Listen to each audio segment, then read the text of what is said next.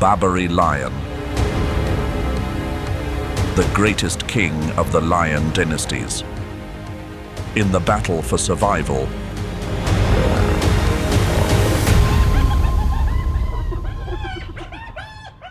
they were cast aside by a savage kingdom. Now, the king's bloodline rules. Among all lion subspecies, who is the true king?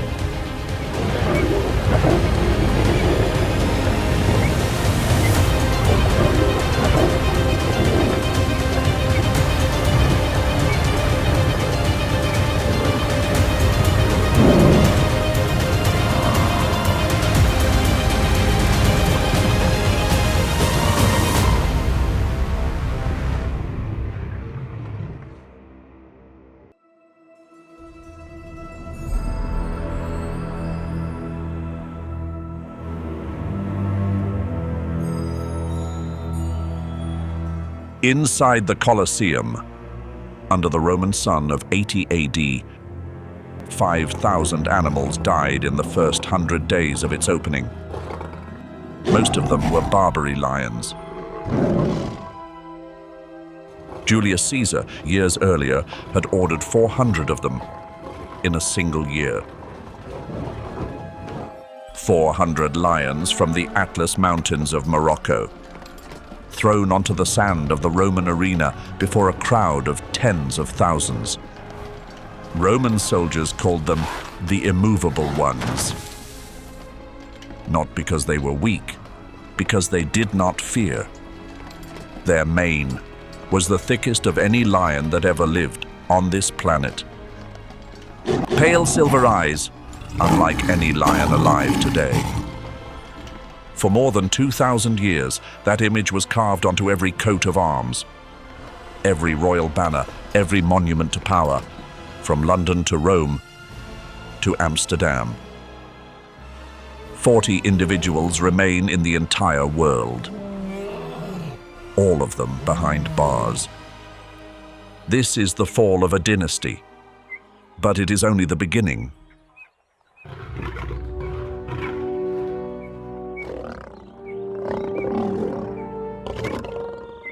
Seven dynasties, all carrying the same name, lion. One species.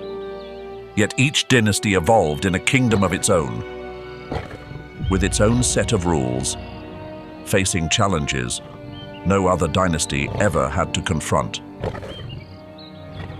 And most of them are standing on the edge of extinction. In one wilderness in South Africa, there are lions as white as snow. A single recessive gene, asleep in the bloodline for thousands of years, suddenly surfaced in Timbavati, where the golden grassland offers not one shadow to hide in. Shinga and Inani were born white, into a world that left no room for them. Since the white lion was first discovered in 1975, only 3 have survived to adulthood in the wild. 3 in 50 years. In Kenya, there are male lions with no mane at all. The same species as the lions of Ngorongoro, the same genome, not a single strand of mane. And on the far side of Africa, in the mountain forests of Ethiopia, at over 3,500 meters, there are lions that Western science did not know existed. Their manes are so thick that Ethiopian history carved their image onto royal emblems for centuries.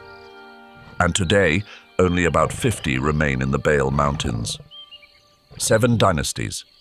7 different answers to the same question: how do you survive when the world changes around you? Let us begin with the dynasty that fell first.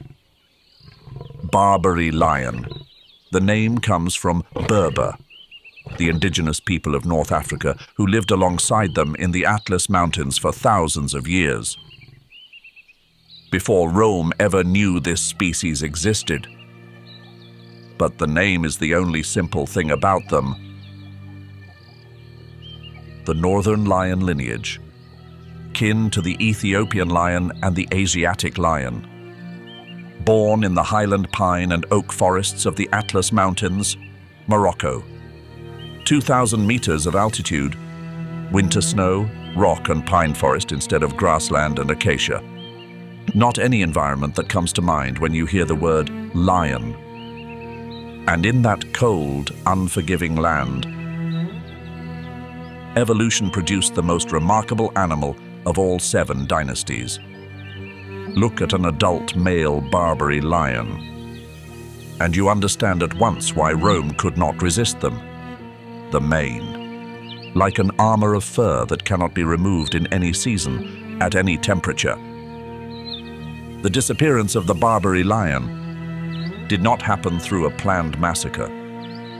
Mining operations in the Atlas Mountains broke the migration corridor's lions.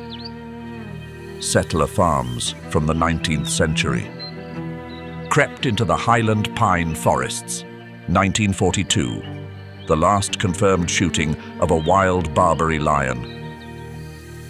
In the Atlas Mountains of Morocco, modern statistical models suggest a few individuals may have survived in the remotest corners of Algeria into the late 1950s, but no one knows for certain. From around 1960 onward, there is not a single confirmed record of a wild Barbary lion. A dynasty of 2,000 years. Complete silence. For decades, science considered the Barbary lion entirely extinct. Not just in the wild, entirely extinct. In 1969, a strange report surfaced. At Rabat Zoo in Morocco, there were lions that scientists recognized at once. This build matched no lion in any European or African zoo they had ever seen. The mane too thick, the muzzle too straight, the eyes too silver. DNA testing later confirmed. These lions carried Barbary lion blood. Not entirely pure, but the genome of the empire was still there, hidden in individuals most of the world believed had vanished completely. The kings of Morocco traditionally kept lions as symbols of power. These lions had been kept by the Moroccan royal family and bred across generations. And among those individuals, Rock and Roar. 2 Barbary lions at Rabat Zoo today share the bloodline of the lions that once stood in the Colosseum. The same bloodline as the image on every European coat of arms. Around 40 individuals confirmed to carry Barbary lion blood live in zoos around the world. From Morocco to England, the Czech Republic, and France. An international breeding program is underway, coordinated across multiple zoos by the European Association of Zoos, tracking every individual, every litter, every genetic trait, to preserve maximum genetic diversity in a population this small. In 2024, a zoo in the Czech Republic announced the successful birth of Barbary lion cubs within the International Gene Conservation Program. A small lion cub, carrying in every cell the blood of the Atlas Mountains, and the mark of a dynasty that history seemed to have erased completely. A conservation expert, asked about Rock and Roar, said, "This animal may be holding a piece of genetic information that could help us preserve lions forever. This is not a story of total victory. The genomes of the caged individuals have been mixed through decades of breeding without scientific control. The road back to the wild is still very long. The Atlas Mountains today no longer hold enough wild habitat. To receive a lion population, and local communities, have economic needs no realistic plan can ignore. But the genome of the emperor's lion still exists, not erased. In 40 cages stretching from Morocco to the Czech Republic to England. That is all that remains of the dynasty that built the Colosseum and colored every emblem of the empires that followed for 2,000 years. But the northern lineage does not end in Morocco and in the south of Africa. An entirely different world. Stories no less strange are being written. Leave North Africa, cross the Sahara, the 50,000-year wall of sand that split the two bloodlines, and step into the world of the southern lineage. The Kalahari, the vast grasslands of Botswana and South Africa. Cold nights, brutally hot days. Dry seasons so long the earth cracks into fragments, and small twisted trees strain to find water. And on this land, the males answered evolution's question with color. The black mane, a jet black mane so thick it hides the entire chest and belly, as if light were absorbed completely into the animal's body, as if darkness had gathered into a single point. On Ngorongoro Crater, Tanzania, the male with the blackest mane means the highest testosterone, the strongest health, and the best odds of surviving injury. The black mane is not display, it is power made visible.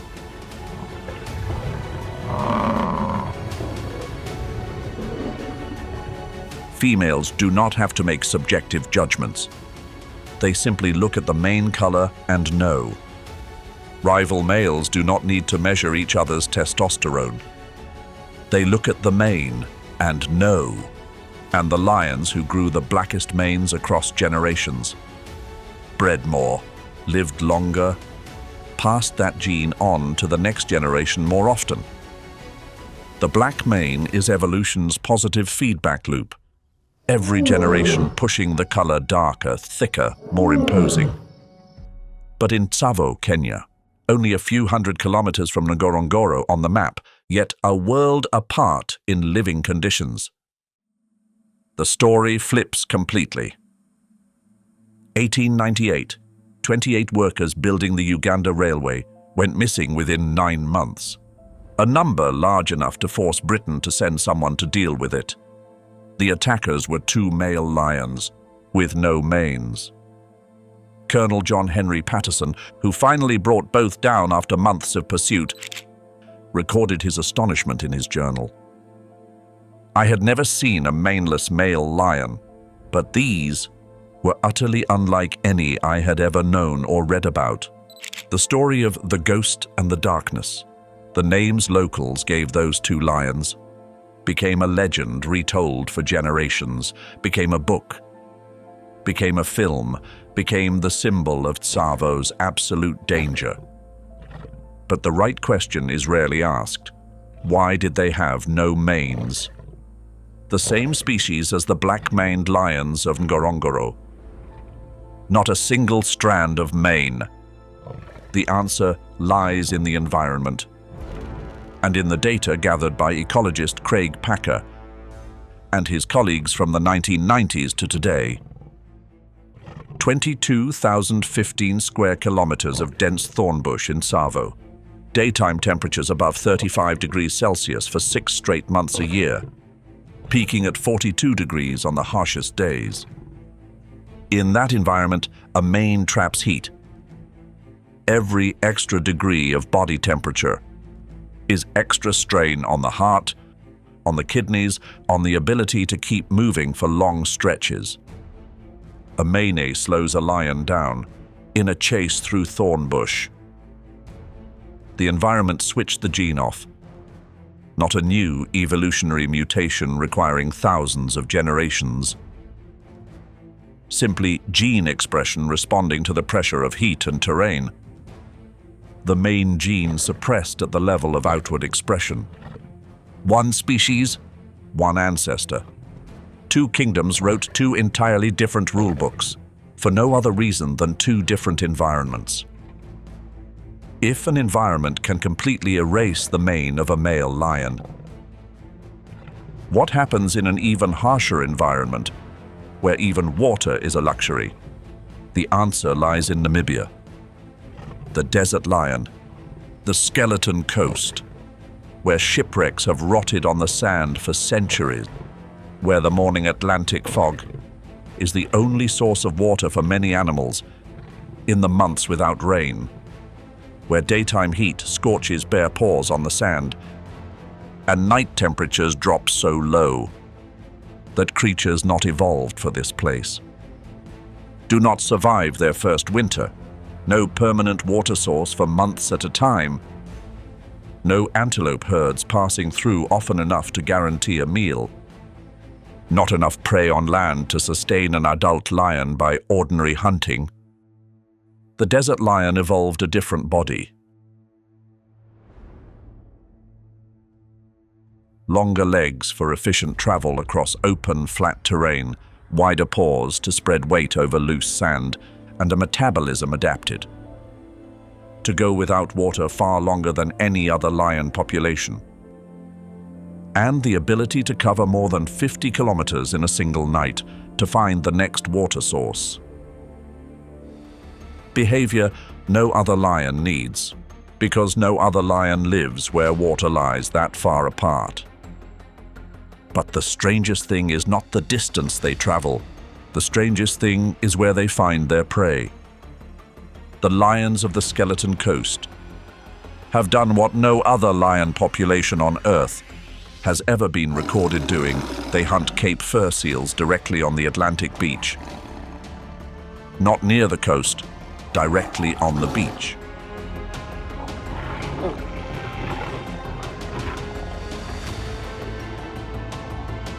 This is the dynasty that learned to hunt from the waves. Not because they wanted to, because it was the only thing big enough to eat. In a desert with no antelope near enough. Fewer than 170 desert lions remain in the world. One of the rarest lion populations on the planet, and very few people know they exist. Because the Namibian desert is not a familiar destination. These lionesses have written a new chapter in lion history. But wherever they live, lionesses have always been warriors, the strongest warriors of all. And in Botswana, in the Okavango Delta, nature set a test no one could have predicted. In some lioness populations of the Okavango, testosterone levels surge abruptly. Through a mechanism science is still working to understand. Some hypotheses point to a shortage of adult males in the pride, forcing females to take on certain leadership roles. Others suggest hormonal factors from the environment, from the water or the prey. Whatever the cause, those females grow manes. Not the full mane of a male, but unmistakably a mane. Visible, impossible to confuse. On a female, the maned lioness. 4 kingdoms, 4 rule books. From the black mane as a symbol of absolute power, to no mane as a survival tool in scorching thorn bush, to a mane on a female as an unexpected hormonal response. The same southern bloodline wrote all of those answers. Each one an evolutionary experiment that never ends. But the southern lineage's greatest question remains unanswered. What could turn a lion completely white? Not disease, not old age, not albinism. A single gene, and a 300-year legend at Timbavati waiting for the right place and the right moment. 300 years. That is how long the Tsonga people of southern Africa have passed down the story of the white lion. Not an ordinary lion with albinism. Not an old lion losing its color. A snow-white lion, carrying a message only those who truly understood nature could read. Science called it folklore. the product of the imagination of people with no written records, no photographs, no means of proof the academic world would accept. In 1975, Chris McBride, a South African conservationist, was going about his ordinary work at the Timbavati Private Nature Reserve, and he saw the impossible. 2 lion cubs, completely white, Temba and Tombi. Not albinos. This is the scientific point most viewers miss, and it is the most important point. For understanding why the white lion is no simple accident of nature. Albinism is the complete absence of melanin in every part of the body. An albino animal's eyes are pinkish red because there is no melanin in the iris, and the blood vessels inside the eye show through that transparent layer. Albino skin is thin and easily damaged by sunlight. Albinism affects everything, no exceptions. These lions have ice blue eyes, not pinkish red, ice blue. The color of glacier ice at depth. The color the Songa described as the gaze of the gods. This is leucism, a recessive genetic mutation entirely different from albinism. Leucism affects the transport of pigment to the skin and fur, but does not affect the eyes and soft tissues. So the eyes keep the species' normal color, and the skin retains small amounts of melanin in certain areas, like the nose and scalp. Pigment suppressed almost to vanishing in the fur and most of the skin. But not completely, not uniformly, not the way albinism works. A single recessive gene, just one. Asleep in the blood of the southern lineage for perhaps thousands of years. Passed from generation to generation without ever showing, because for a recessive gene to surface, both father and mother must carry it, and both must pass that exact copy to the same cub in the same birth. That probability is low enough to explain why the Songa saw them only once, in many generations. Not because white lions were gods, but because genetic probability made every appearance a genuinely rare event. The Songa were not wrong. Science simply arrived 300 years late to confirm what they had long known. Folklore called them gods because they were too beautiful to belong to the ordinary world. Evolution calls them vulnerable for precisely the reason that creates that beauty. Completely white means no camouflage in any environment of the African grassland. In the golden brown grass of Timbavati, a white lion stands out from hundreds of meters away.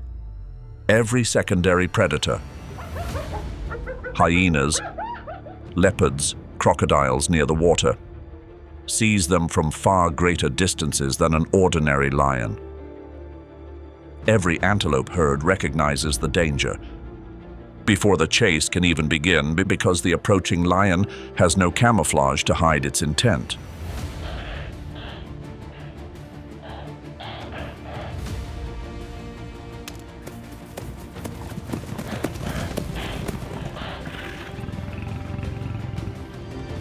Every hyena clan knows exactly which white lion is the weakest target in the pride, and will concentrate its pressure there. Being born into a world with nowhere to hide is not an advantage in any context nature offers. It is a survival burden from the first second after birth, a burden that cannot be set down and cannot be changed.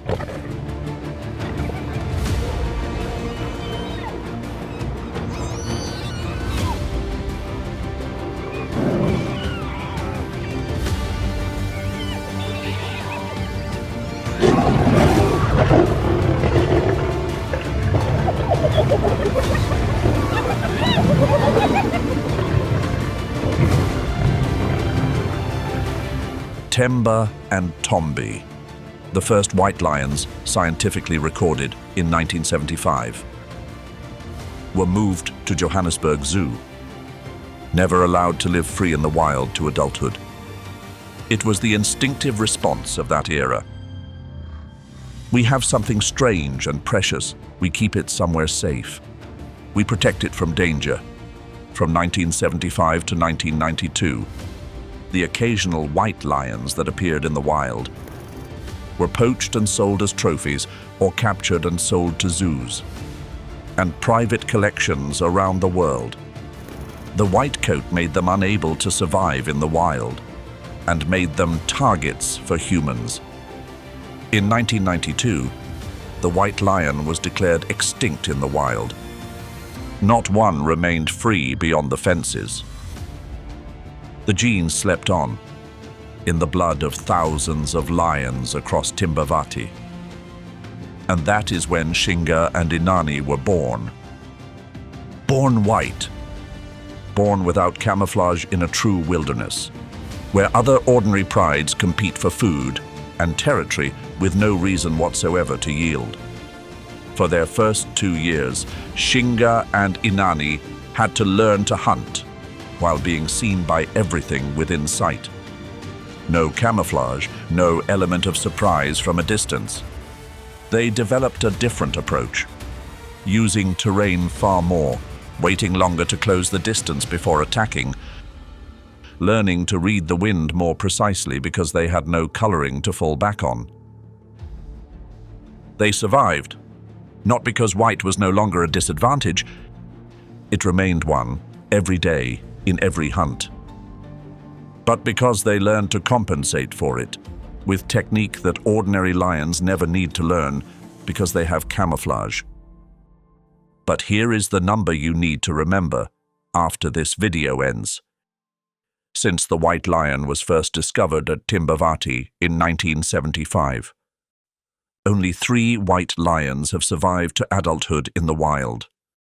Today, fewer than 20 white lions live in the wild, mostly inside tightly protected reserves.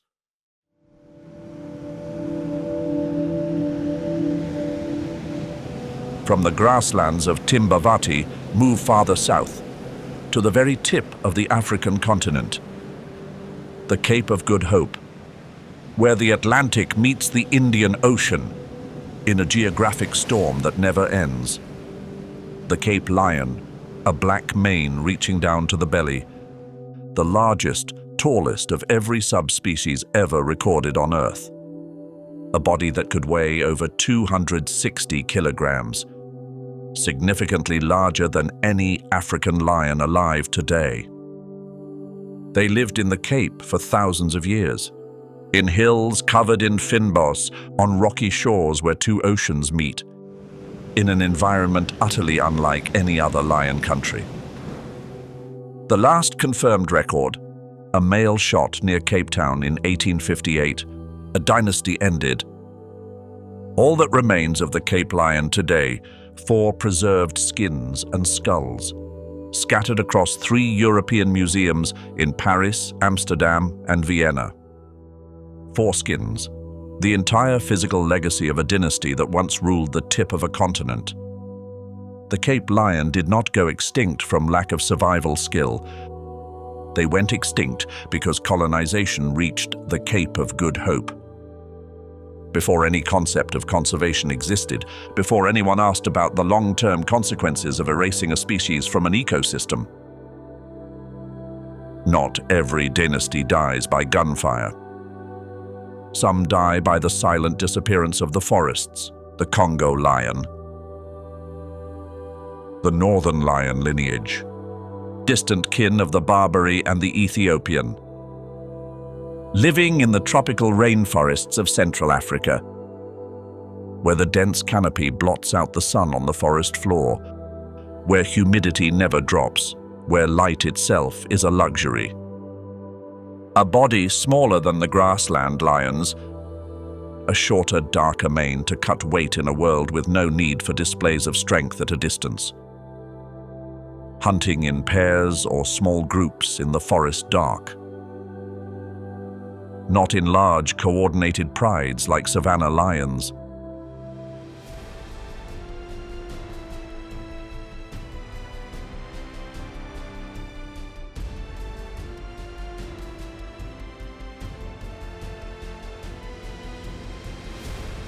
Camera traps set deep in the Congo forest take months to capture a few blurred seconds.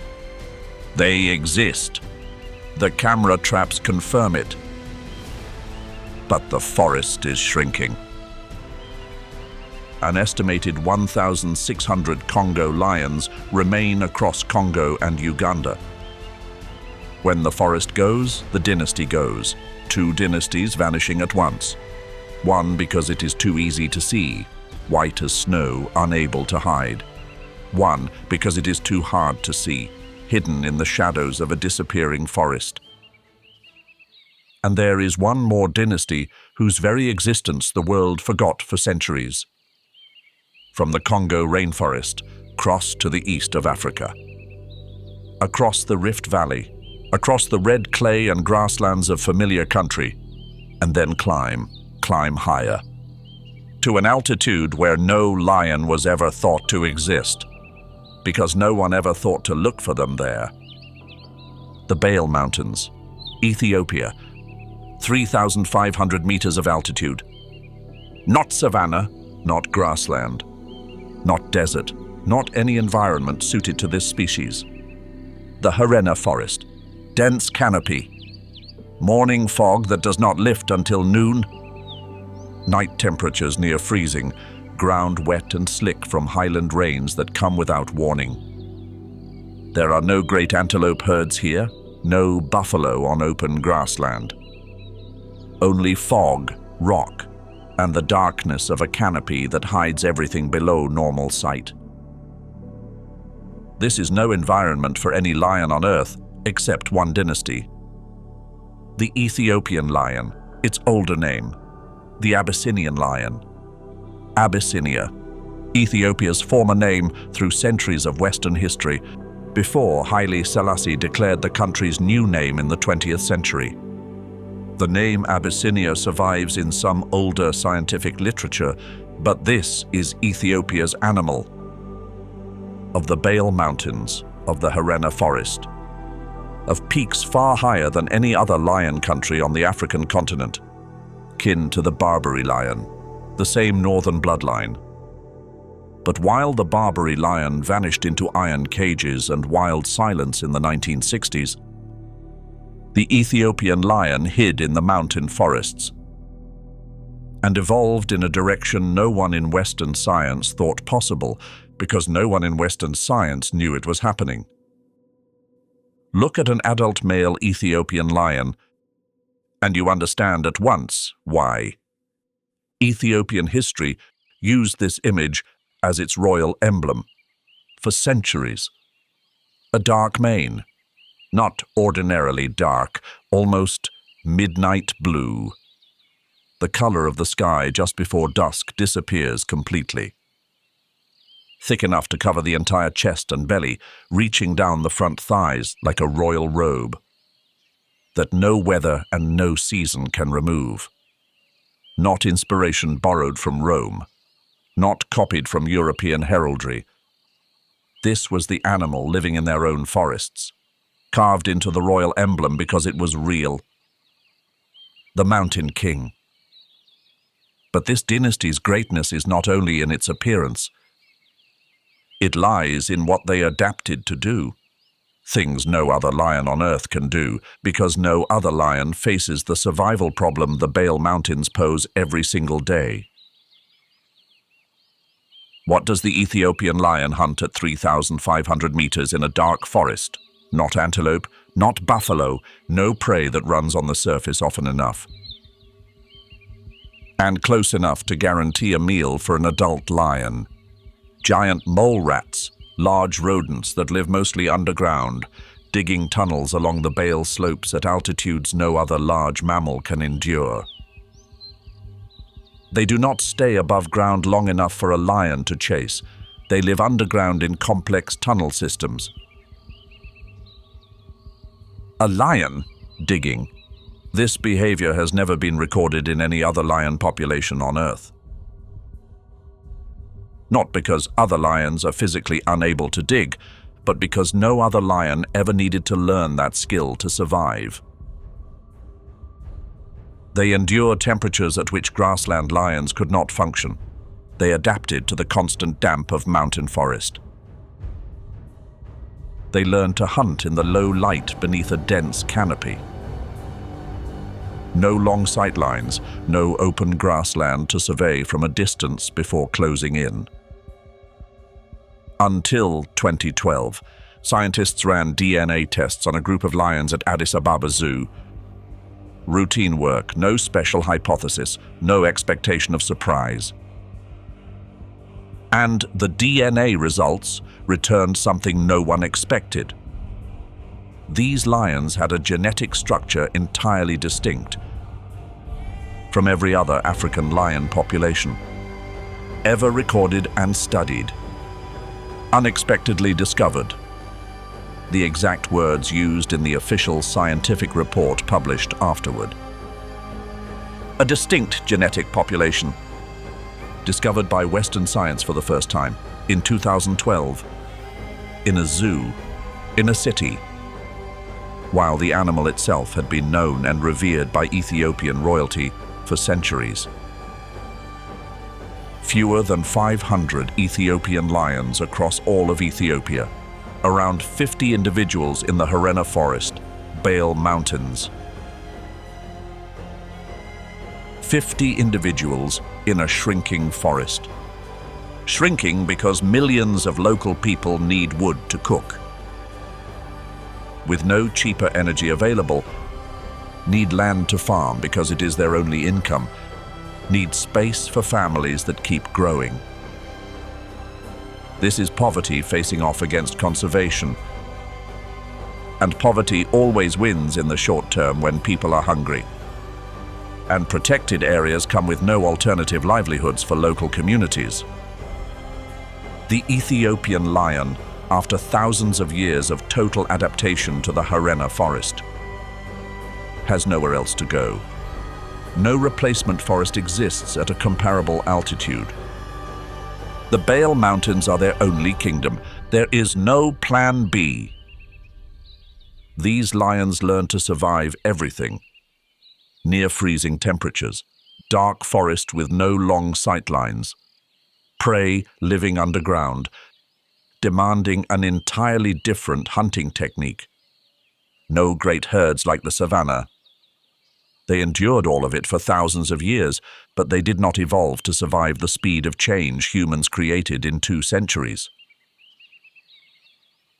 But this is not the end of the story. The Ethiopian government has expanded the protected zone of Bale Mountains National Park. Some local communities are being supported in shifting to livelihoods that do not depend on cutting the forest. Ecotourism, sustainable farming, clean energy to replace firewood. And these lions are slowly being recognized by the world and placed on the priority conservation lists of international organizations. The question is not whether it is too late. The question is whether enough people are paying attention and acting. The Northern Dynasty does not end in Ethiopia. Follow the ancient migration road of the northern lineage. Across the Middle East, across the Arabian Peninsula, across the Hindu Kush, to the Indian subcontinent. Samson fought one in the pages of scripture. Alexander the Great hunted them in Persia as part of the ritual proof of kingship. And on India's national emblem today, 4 lions facing the 4 directions, cast in the reign of Emperor Ashoka in 250 BC, placed at Sarnath. Still the national symbol of the world's largest modern republic. This is the Asiatic lion. Today, roughly 891 of them, from fewer than 200 individuals at the start of the 20th century. Driven near extinction by royal hunts and habitat loss, to nearly 900 in the 2025 census. a 32% increase in just 5 years from the 2020 census of 628. This is the most successful conservation story in lion history. From the brink of extinction to nearly 900 in a century. But it is also a story of absolute fragility. The entire remaining Asiatic lion population on Earth lives in a single region, Gir, Gujarat, India. And according to the 2025 census, most of these 900 now live outside the boundaries of formal protected areas, requiring a complex coexistence with local communities. All the eggs in one basket, one fast-spreading disease. Like the canine distemper virus that killed 23 lions in 3 weeks in 2018. One severe, prolonged drought across Gujarat, that is all it would take. Not to threaten them, but to erase the entire population within a few years. Ethiopia, India, 2 countries. One mountain forest, one dry forest, the same northern bloodline.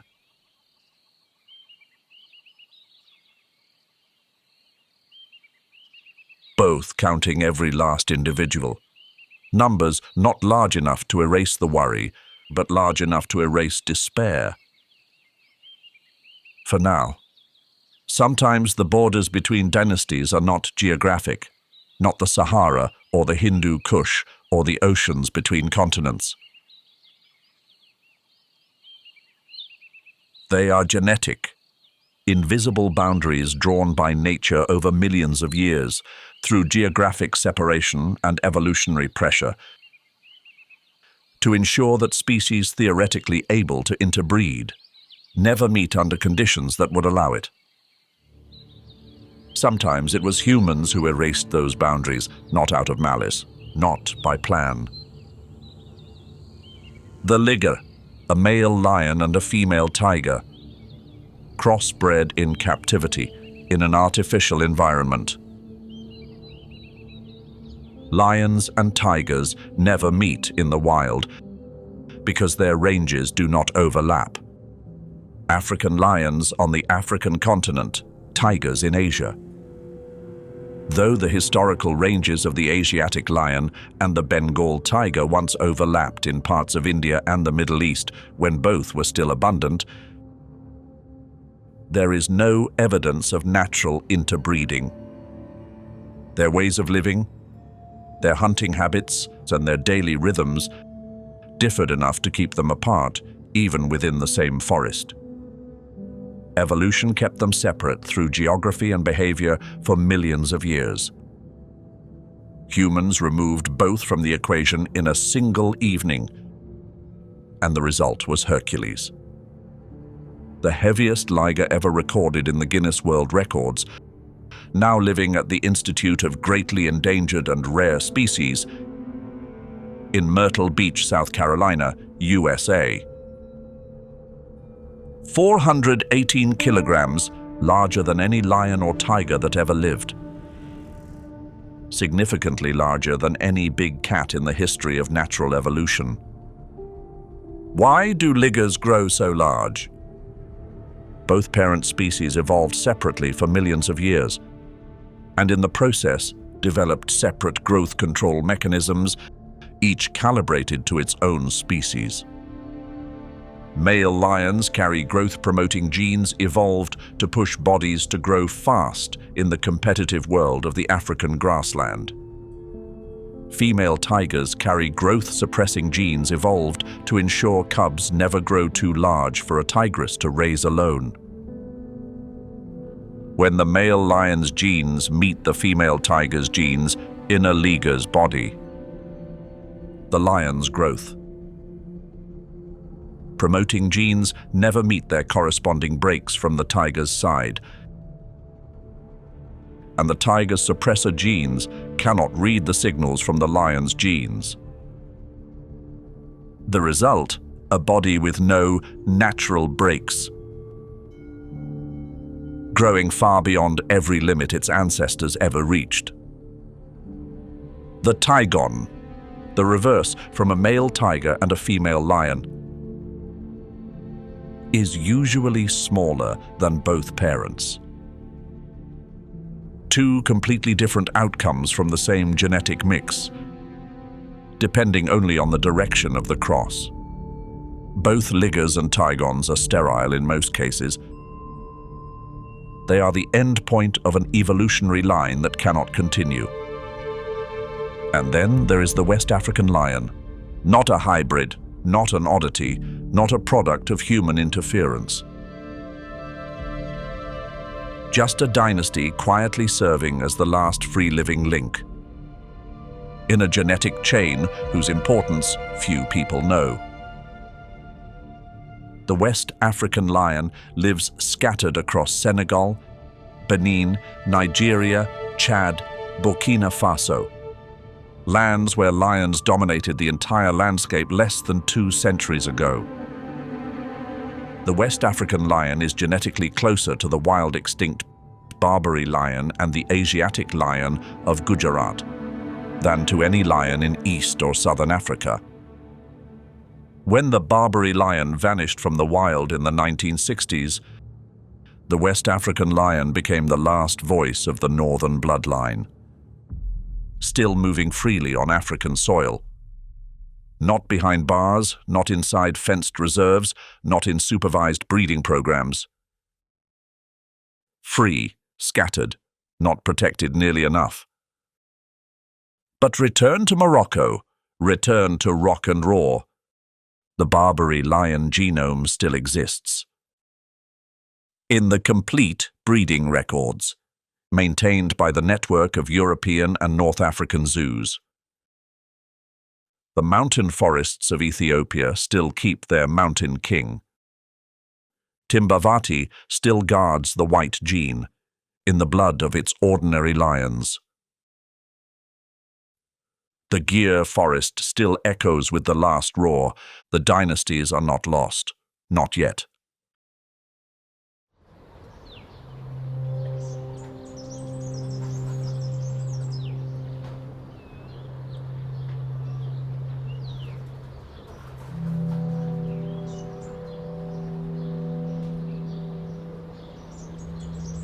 The Barbary lion of the Atlas Mountains learned to live in cold, high-altitude forest where winter brings snow, and prey moves along vertical paths no lowland lion could track effectively.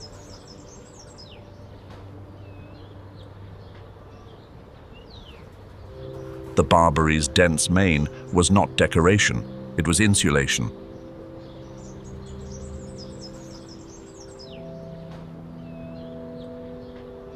The Ethiopian lion of the Bale Mountains learned to hunt small prey in the thin air at 3,500 meters, a skill in no other dynasty's repertoire.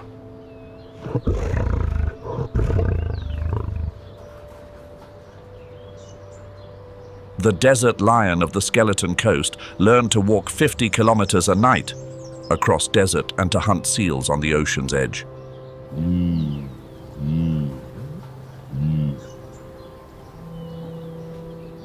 The mane of the mannerless Tsavo lion, or its absence, is an adaptation, not a deficiency.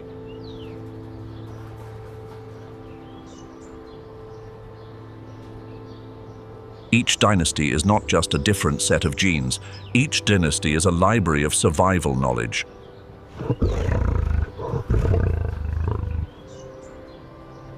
Written not in words, but in behavior. Passed down not through books, but through watching, imitating, and trial after trial across generations.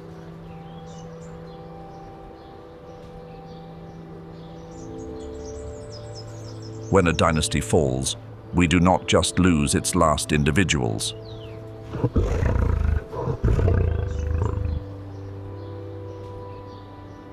Modern conservation genetics can store DNA.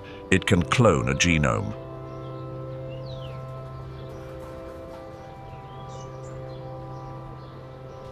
But science cannot store a culture. Those things exist only while the dynasty still lives in its true environment.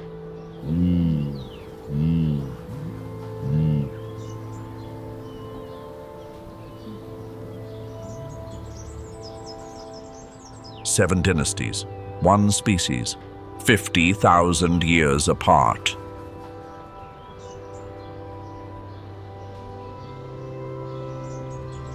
And each dynasty found its own answer to the same question: how to survive in a world never designed to be easy.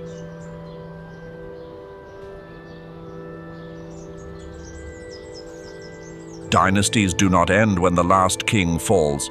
They end when no one remembers they ever existed.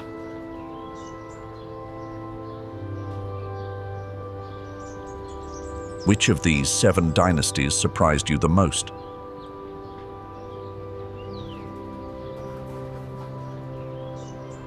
The Barbary Lion, the Emperor's Lion, the White Lion, the God's Lion, the Ethiopian Lion, the Mountain King.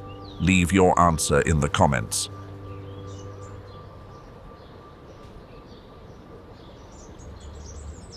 The next video will take you to another dynasty, a species whose survival depends not on strength or speed, but on an entirely different weapon that evolution spent millions of years building.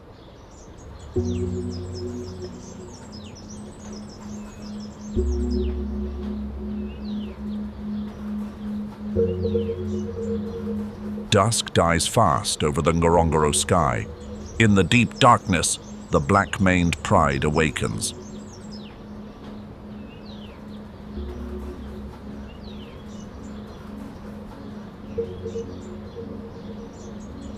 They rest 15 to 20 hours a day. The males can sleep up to 20. This is not laziness. This is a strategy of stored energy.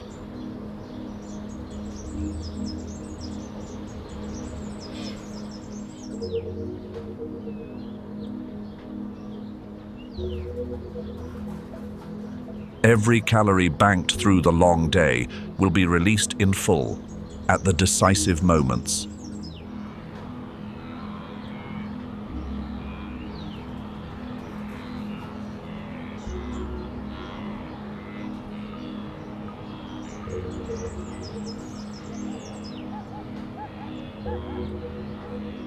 When night turns the savannah into the hunter's stage. A lion's eyes read darkness better than human eyes, by 6 to 8 times, thanks to a reflective layer called the tapetum lucidum behind the retina.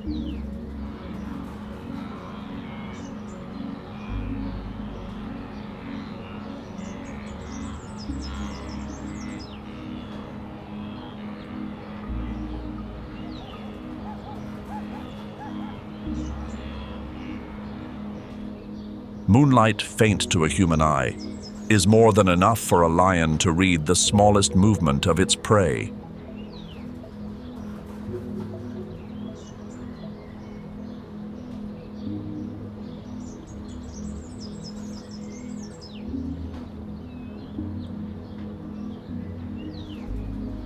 Tonight, the target is the African buffalo, an adult bull weighing close to 900 kilograms. Exceptional individuals can approach a full ton.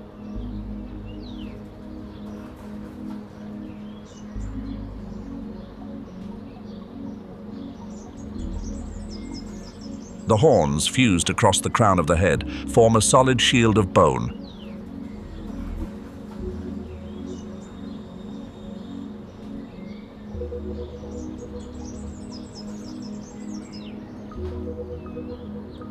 Known as the boss, hard enough to stop even a lion's canines.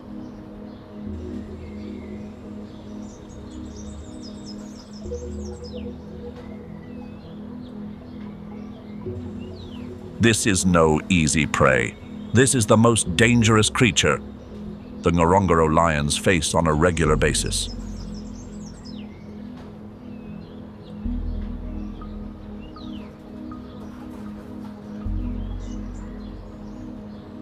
Blending their black manes perfectly into the night, the ghosts of Ngorongoro slip silently upwind.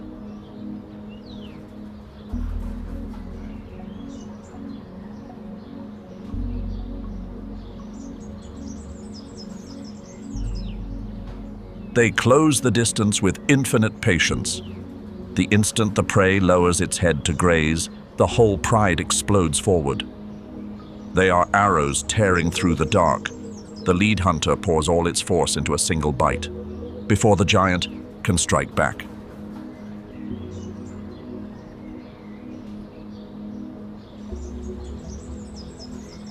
Life and death are decided in a matter of seconds.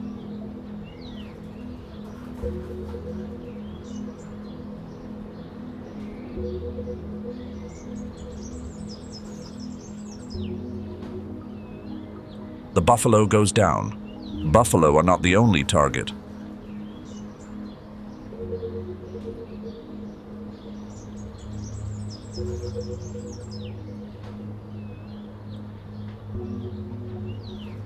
Wildebeest are regular prey too on Ngorongoro nights.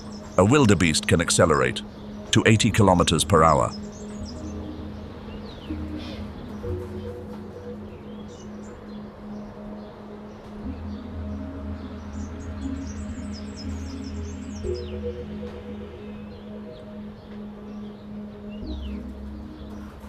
But it can only hold that speed briefly. The lion's strategy is not to outrun the prey.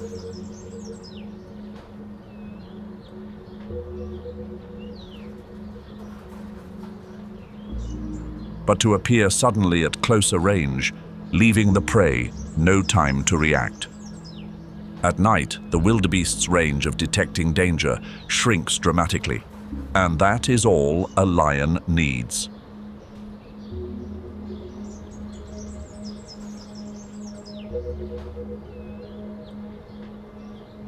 Each successful hunt, though rare, only about 20.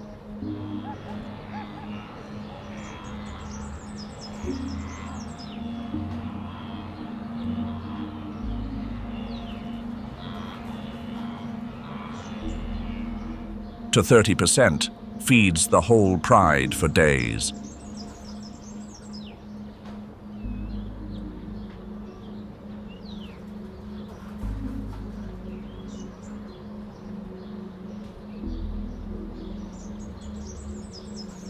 Each failed hunt, in turn, burns precious energy, pushing the lions one step closer.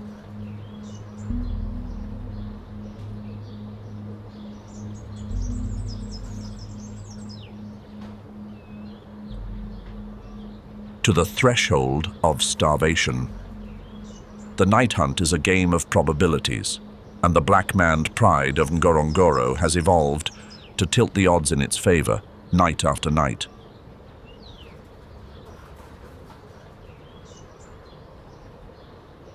But individual ability, however formidable, has its limits. In the world of lions, true power does not belong to the lone individual. It belongs to a coalition.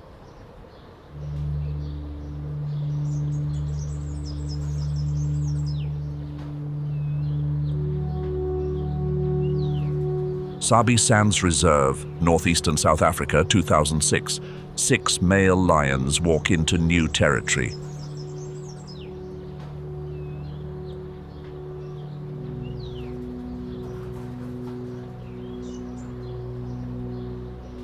And the history of the African savanna will never be the same again. They were called the Mapogo, named after a notorious South African security company, a name that evokes order imposed through violence.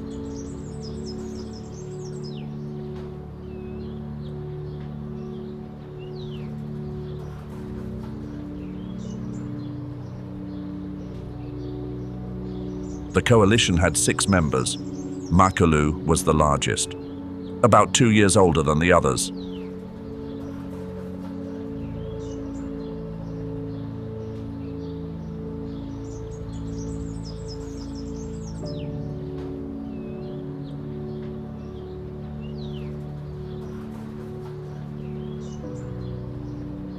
At his side were Mr. T, Kinky Tail, Pretty Boy, Rasta, and Scar.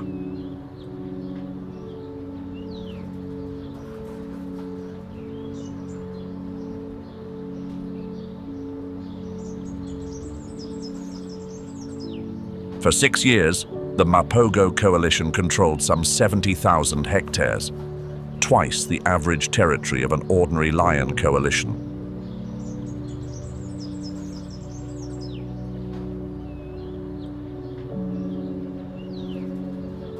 An estimated 100 rival lions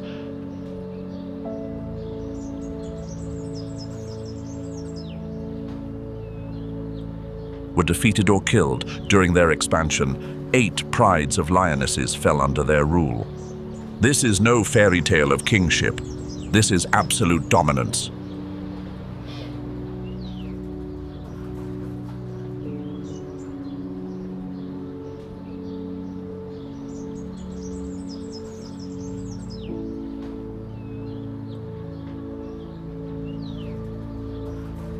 Built on a coalition of 6 males, operating as a single military unit.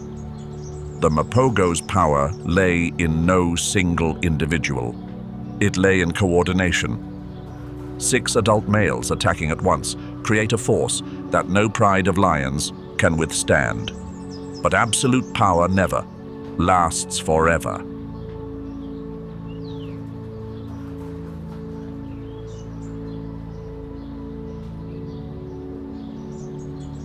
Internal conflicts began tearing the coalition apart from within, while pressure from outside kept building.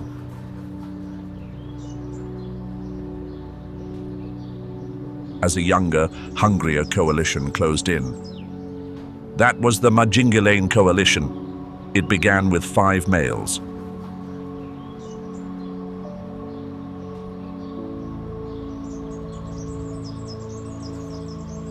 One was killed by the Mapogo in June 2010. The 4 survivors grew strong and finally replaced the Mapogo, ruling for roughly 8 years until around 2018.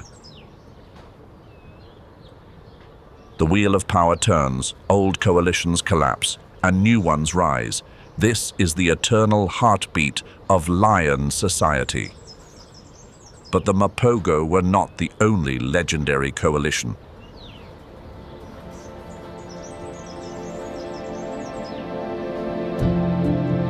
Elsewhere on the continent, another band of brothers wrote an epic of their own.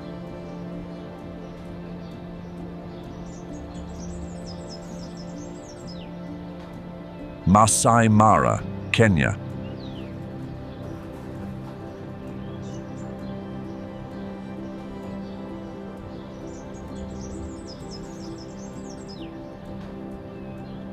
Four male lions born in 2008 to the Olombo Pride: Sikio, Morani, Hunter, and Scarface.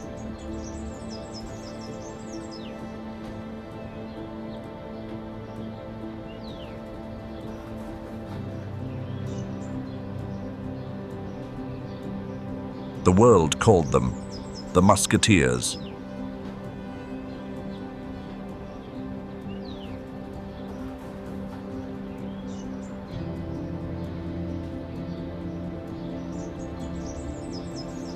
Scarface, with the distinctive scar above his right eye, became the symbol of the whole group. In 2012, the 4 brothers seized control of the Marsh Pride, one of the most famous lion prides in the world.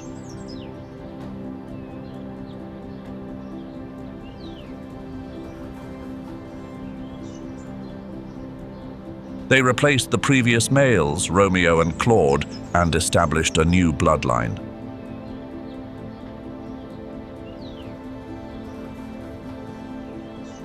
They did not preserve the old line. They imposed a new order, a new generation.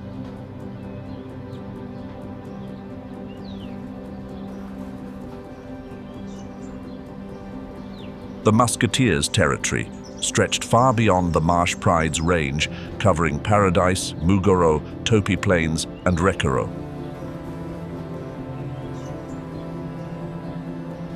Scarface died of natural causes in June 2021 at around 13 years old.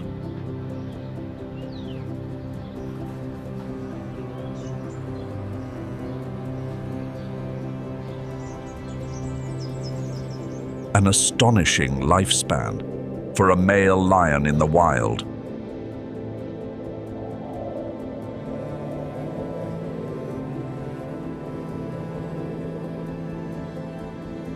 From the Mapogo to the Musketeers, 2 coalitions, 2 lands, but 1 shared law.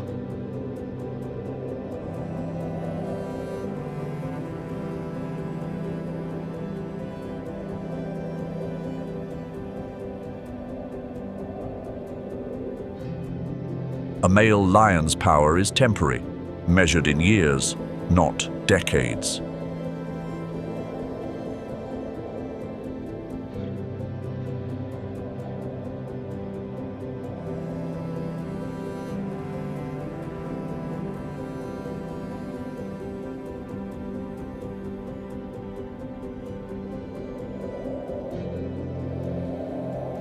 And every dynasty ends the same way, replaced by a younger, stronger generation.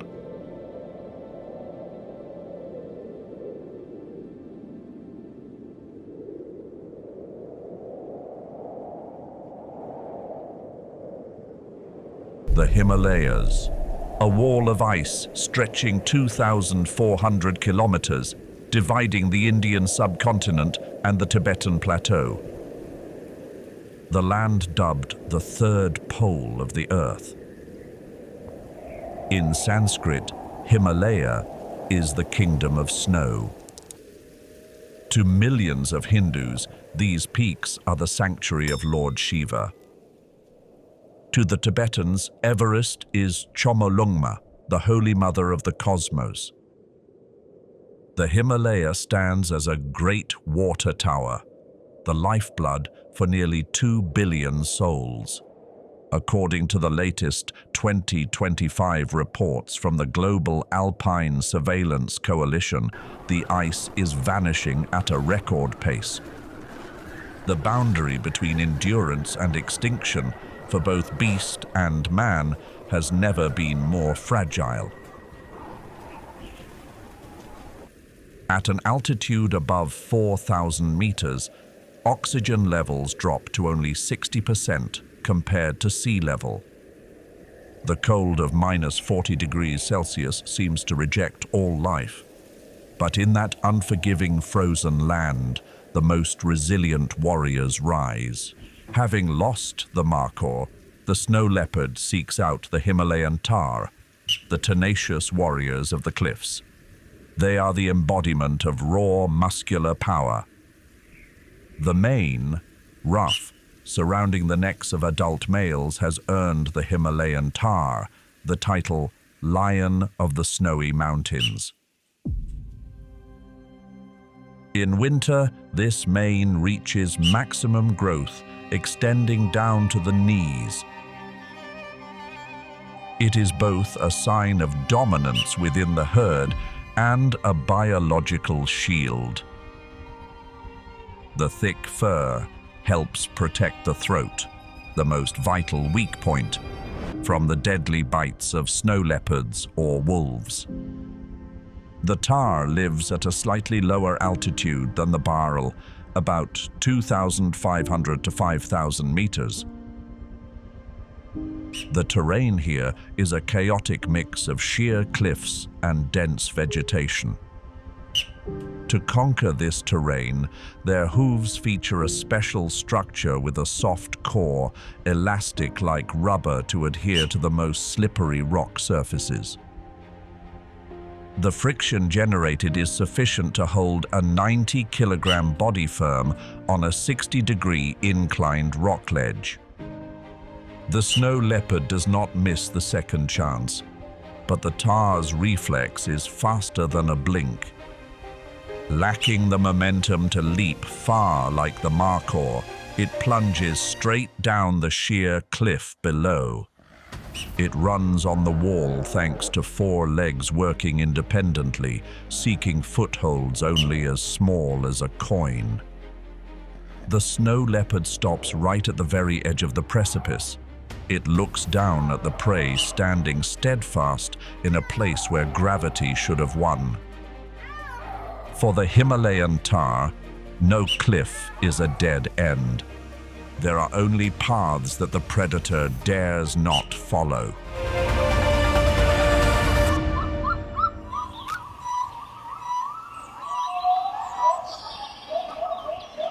The golden eagle rules the skies with wings of steel. The snow leopard governs the cliffs with proud solitude. But beneath the cold scree valleys, another force is rising, dhole. They are small creatures, weighing only 12 to 20 kilograms on average. They are completely outmatched in the brutal food chain of the high mountains. A solitary dhole is merely a weak shadow before the snow leopard's power. Even stray pups often become dessert for golden eagles diving from above. But the dhole possesses a biological weapon that helps them reverse every rule of size. Absolute unity, they operate like a superorganism. A dhole pack or clan can gather 10 to 30 members. When united, they become a red torrent, sweeping away every obstacle. They use high-frequency whistles to coordinate tactics in dense forests or complex rocky terrain. This sound pierces through the whistling winds of the Himalayas, keeping the hunting formation tightly knit. The dhole's tactic relies on terrifying endurance. They chase prey continuously for tens of kilometers, taking turns leading to maintain pressure, driving the prey to the point of total exhaustion. And when the hunt reaches its conclusion, the dhole's brutality is truly revealed. They do not kill prey with a gentle bite to the throat to cause suffocation like felines. Their dental structure, especially the lower molars, has evolved to slice flesh. They attack the prey from all sides. This method of disembowelment, though cruel, is extremely effective. It minimizes the kill time, avoiding the risk of having their hard work stolen by larger beasts like snow leopards or bears. The dhole's consumption speed is a biological record. A dhole pack can cleanly process a mountain goat carcass weighing 50 kilograms in just 15 minutes. The power of the pack is so immense that even the snow leopard must be wary. An aggressive dhole pack can easily drive away a snow leopard to steal prey. The solitary king of the cliffs is forced to yield to the power of numbers. The dhole is proof that in the Himalayas, discipline and unity are the true keys to dominance.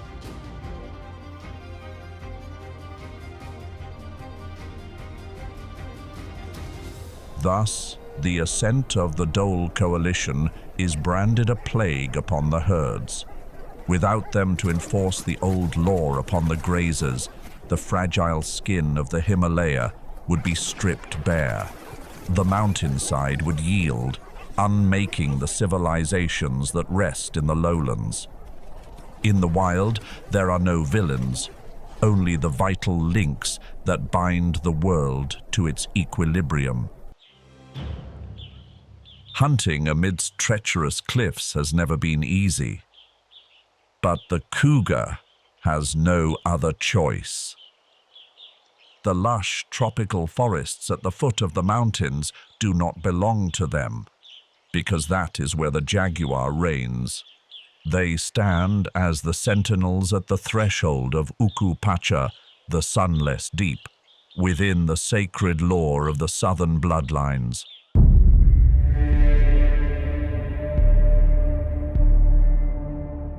This is the third largest cat species in the world and the #1 giant of the Western Hemisphere.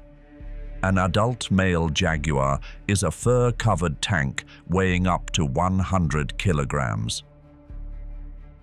Their muscles are much denser and more compact than the slender body of the cougar. The territorial division between these two cat species is the result of a brutal biological war. The jaguar possesses the strongest bite force in the entire cat family relative to body size. Their jaws generate terrifying pressure up to 1,500 pounds per square inch, double the bite force of the African lion and triple that of the cougar. The jaguar's canines can pierce straight through the temporal bone and crush the prey's skull. They can even bite through turtle shells or the armored skin of caimans like biting a cracker. Against that destructive power, the cougar has no chance of winning in a head-on confrontation. Pressure from the jaguar has pushed the cougar higher. They are forced to adapt to precipitous cliffs, arid deserts, and biting cold. The humid, rich lowlands belong to the stronger ones.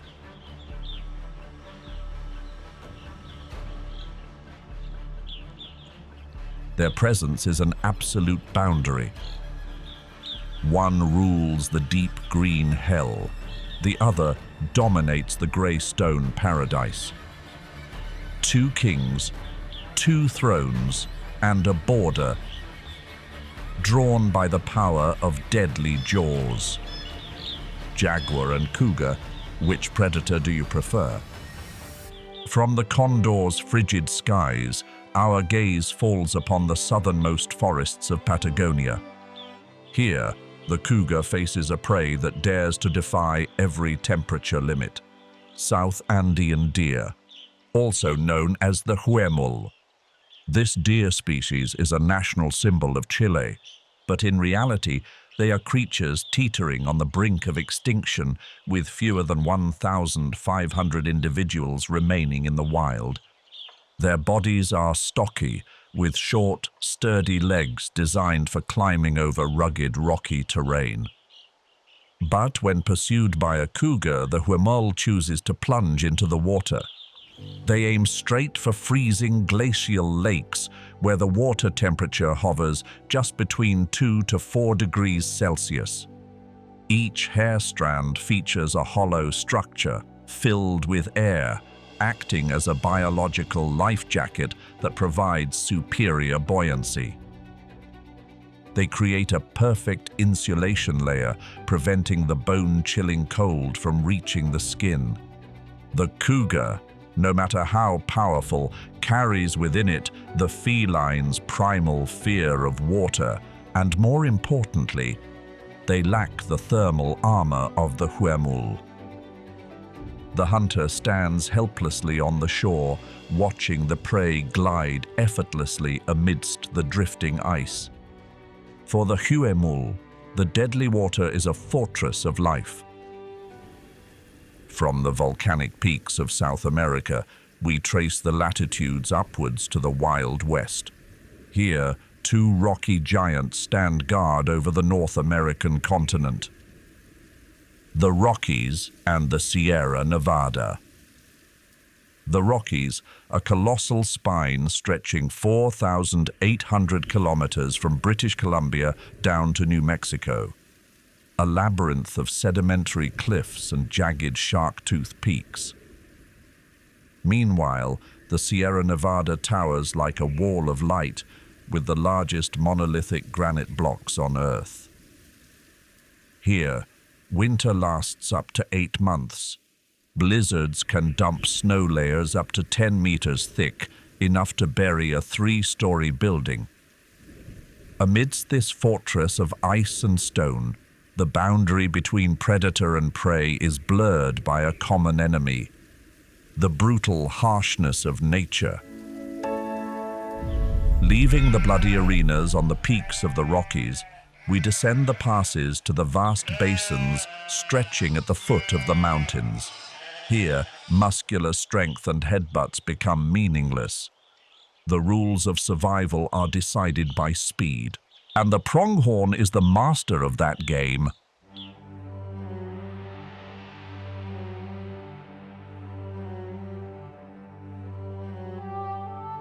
The pronghorn is the sole survivor of an ancient animal family Antilocapridae endemic to North America. They are dubbed the speed phantoms of the prairie.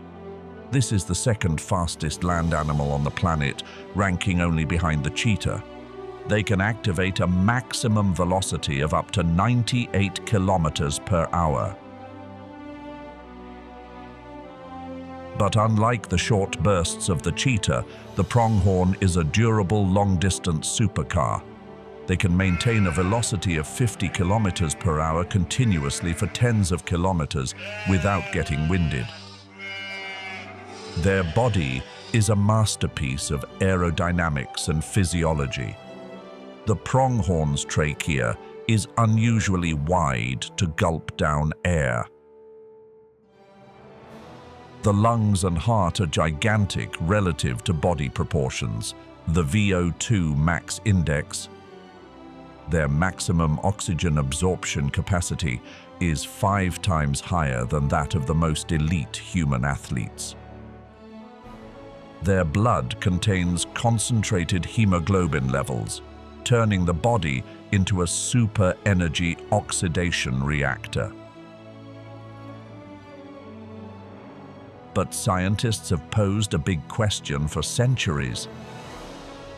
Why must the pronghorn run so fast when the fastest predator on the cliffs, like the wolf or cougar, only reaches 60 kilometers per hour? That is a waste of evolutionary energy. The answer lies in a phantom dead since the Ice Age: American cheetah. 10,000 years ago, the North American prairies were the hunting grounds of an extinct giant cheetah species. The pronghorn today is racing against the memory of a non-existent enemy, a biological arms race where the opponent left the track long ago. They are living relics, trapped in the speed of the past. However, this perfect speed machine possesses an unbelievably silly weakness. Pronghorns do not know how to jump. Evolution has programmed them to race on flat surfaces, not to overcome vertical obstacles. When facing the barbed wire fences of cattle ranches, the pronghorn chooses to crawl under the fence. This bizarre behavior causes them to slow down, scratch their backs, or even get stuck. Slender legs designed to tear through the wind are now clumsy before inanimate metal wires. When the ice melts, another death zone in the valley is revealed. Fast-flowing glacial rivers with temperatures of 0 degrees Celsius. This is the stage of the American dipper.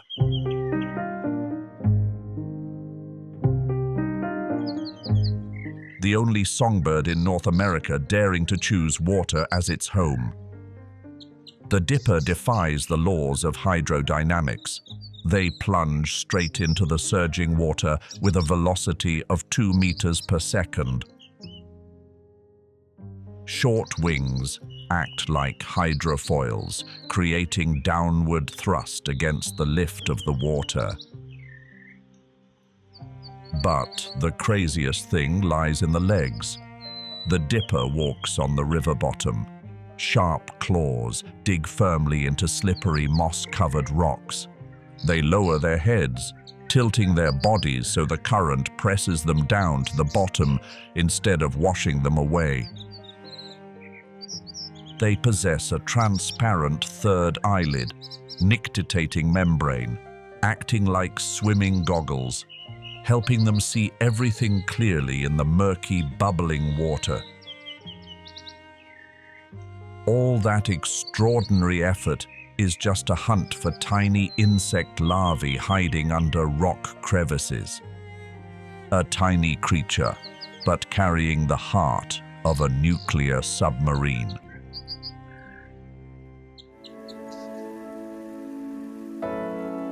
The mountain goat is one of the few species daring to challenge that harshness. Their habitat consists of 90-degree vertical granite cliffs. There, the smallest mistake leads to a bone-shattering death in the abyss thousands of meters below. But the mountain goat considers this the safest playground. The secret lies in legs designed with the most advanced biotechnology. Their hooves are a perfect combination of climbing shoes and claws. The outer shell is hard as rock, sharp as crampons to dig into cracks. The inner pad is soft, rough, and elastic like Formula One racing rubber. They create maximum friction, adhering to slippery rock surfaces even on steep slopes. The shoulder muscles of the mountain goat are a giant hydraulic engine block. They can perform spectacular pull-ups. An adult goat weighing 140 kilograms can hoist its entire body weight up using only a hoof hold as small as a coin. Mountain goats are accustomed to treacherous cliffs from the moment they are born. Just hours after birth, they must join the deadly parade on the cliff face. The mother goat always forces the kid to walk above her when climbing slopes and urges them to go higher. If the kid slips, a frequent occurrence on loose scree, it will fall onto the mother's back. Safety at high altitudes comes with a heavy price: salt deficiency. The poor diet on the mountain peaks forces them to undertake risky journeys down to the valleys to lick minerals. The frigid glacial lake beds are also the hiding place of the American moose, the largest deer species to ever walk the earth since the Ice Age. An adult male is a tower of flesh and bone, standing up to 2 meters tall and weighing over 700 kilograms.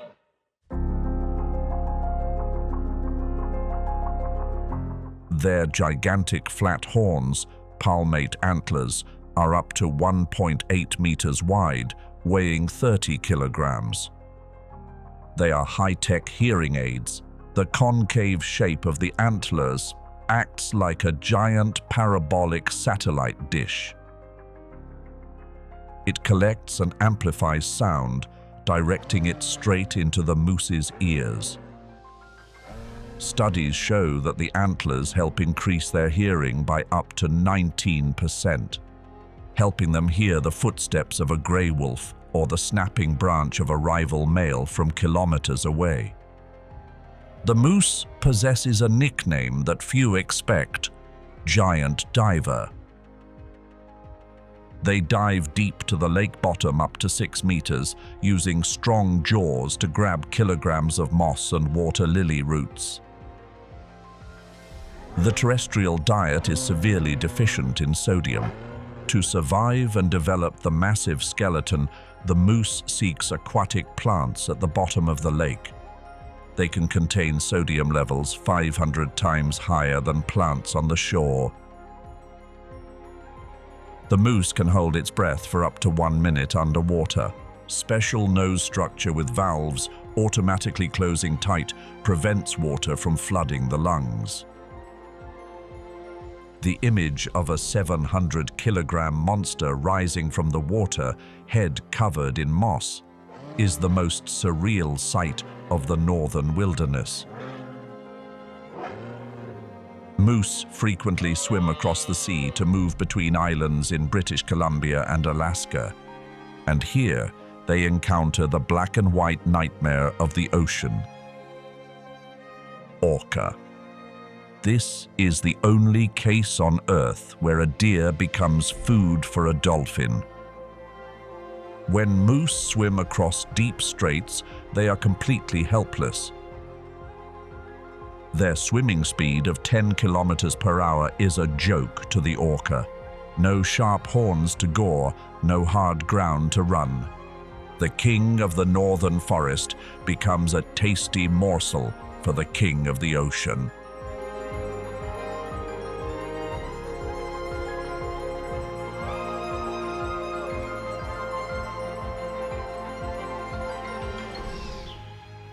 The alpine ibex conquers gravity by holding on, but the chamois, their smaller cousin, chooses to glide across the death zone. The geographic separation of the old continent split this bloodline into two distinct branches. Alpine chamois rule the snow peaks of the Alps.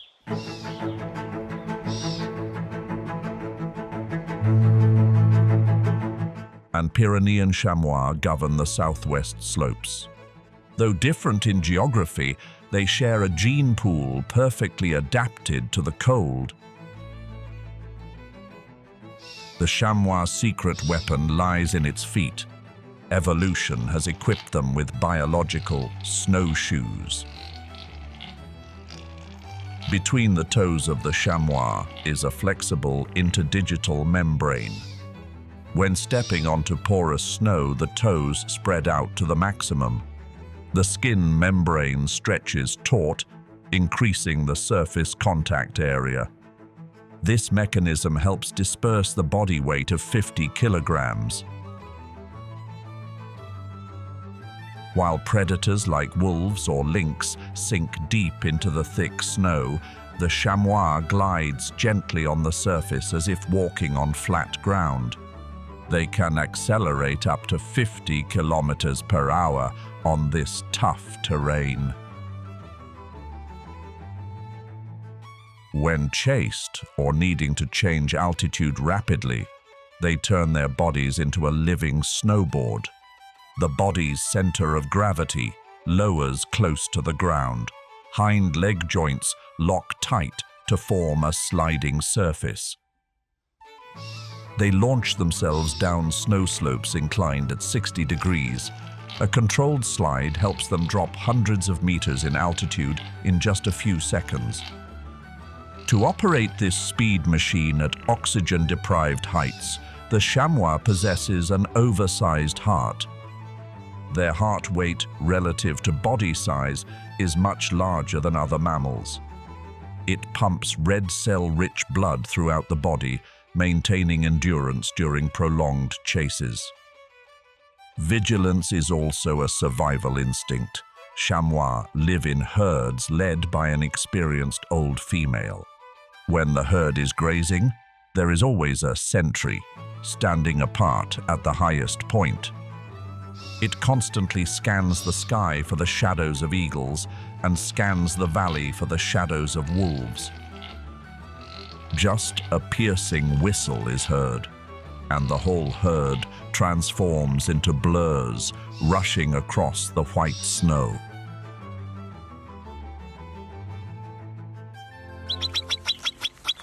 In the sky, the bearded vulture uses the red of blood to assert sovereignty. But under the frozen ground, survival does not need ostentation. It needs silent sacrifice. The alpine marmot understands this very well. When the first blizzards hit, covering the Alps in white, and the outside temperature drops to -20 degrees Celsius, they immediately disappear. They retreat into dungeons located 3 meters deep underground. There, they begin a 6-month biological war named hibernation. This is a controlled state of clinical death. The marmot body activates the most extreme energy-saving mode in the animal world. Their heart rate, from 130 beats per minute in summer, drops to only 5 beats per minute. Breathing becomes faint, only 1 to 2 times per minute. Body temperature drops from 37 degrees Celsius to 3 degrees Celsius. But this torpor biological mechanism is not enough to fight the cold seeping into the marrow. A solitary marmot would freeze to death in just a few weeks. Their only weapon is herd warmth. They execute the tactic of social thermoregulation. A marmot family, which can be up to 20 members, crawls into the same burrow. They curl up, piling on top of each other into a giant furry ball. And this is where social order decides life and death. The positioning is not random. The weak young with the least fat reserves are placed in the warm and safe center. Surrounding them are females and adult males. And in the outermost layer, right next to the freezing entrance, are the fattest dominant males. They accept turning their bodies into living insulation shields. They burn their thick fat reserves to radiate heat inward, keeping the future generation warm. Every few weeks, the whole herd will simultaneously wake up for a moment. They defecate in a separate corner of the burrow and restart the collective heating system. The price paid for this sacrifice is very high. After winter, adults can lose up to 50% of their body weight. Many dominant males are exhausted and never wake up when spring comes. But thanks to that sacrifice, the survival rate of the young increases significantly. Even the leopard, the brother of the snow leopard, must be wary of the dhole pack's aggression. A leopard weighing 60 kilograms possesses superior strength compared to a 15-kilogram wolf. But when the ratio is 1:20, the scales of death immediately tip in favor of the pack. The leopard is often forced to abandon the prey it struggled to hunt, to retreat up a tree. Losing a meal is better than receiving an infected wound from the dhole's flesh-slicing teeth.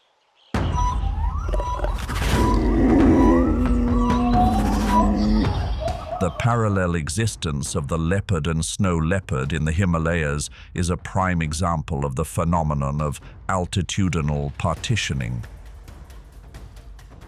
The invisible boundary lies at the tree line, an altitude of about 3,000 to 4,000 meters. Above is the grey rock kingdom of the snow leopard. Below is the deep forest territory of the leopard.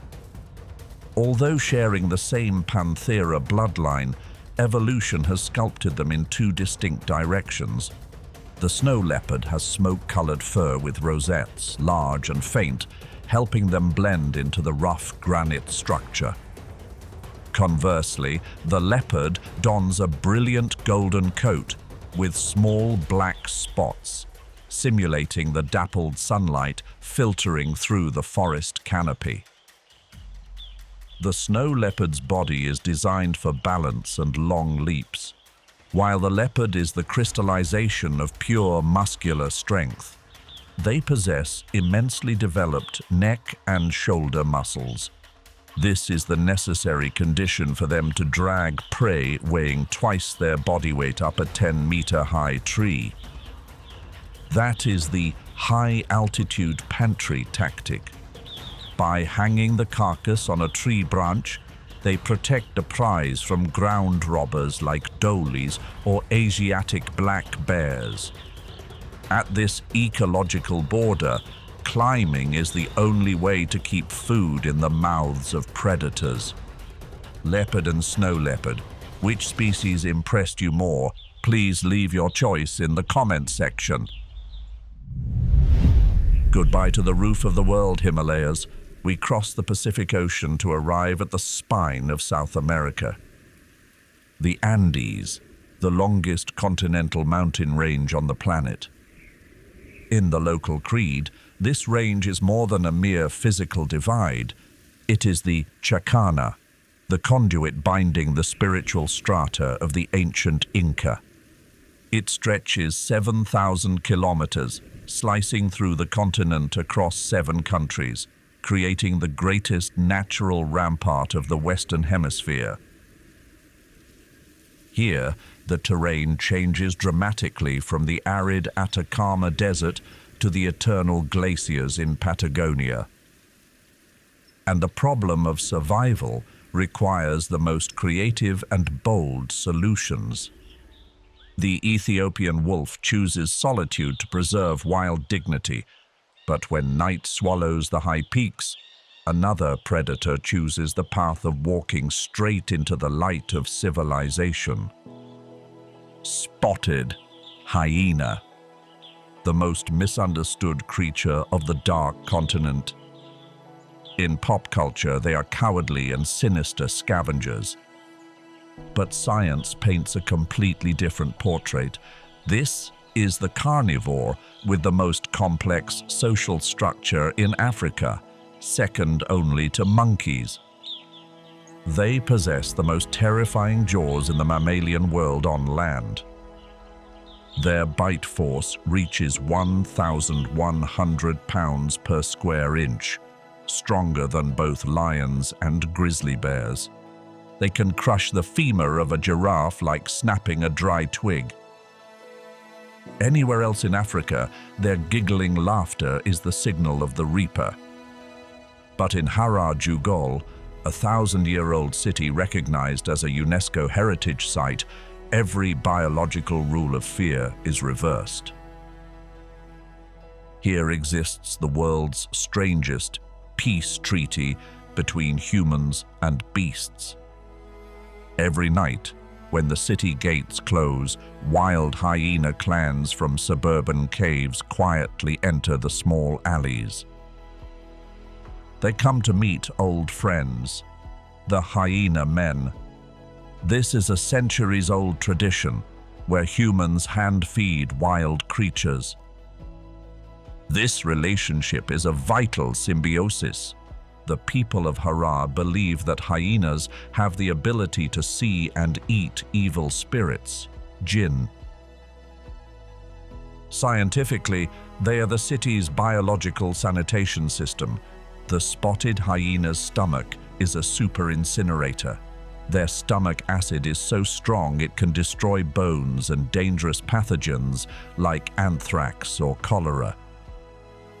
They clean up organic waste and rotting animal carcasses that humans throw on the street, preventing disease outbreaks in a cramped ancient city. Inside this city, the boundary between humans and hyenas is erased. Hyenas teach their young that humans are a safe food source. Humans teach their descendants that hyenas are the guards of the night, a friendship based on mutual respect for each other's fear.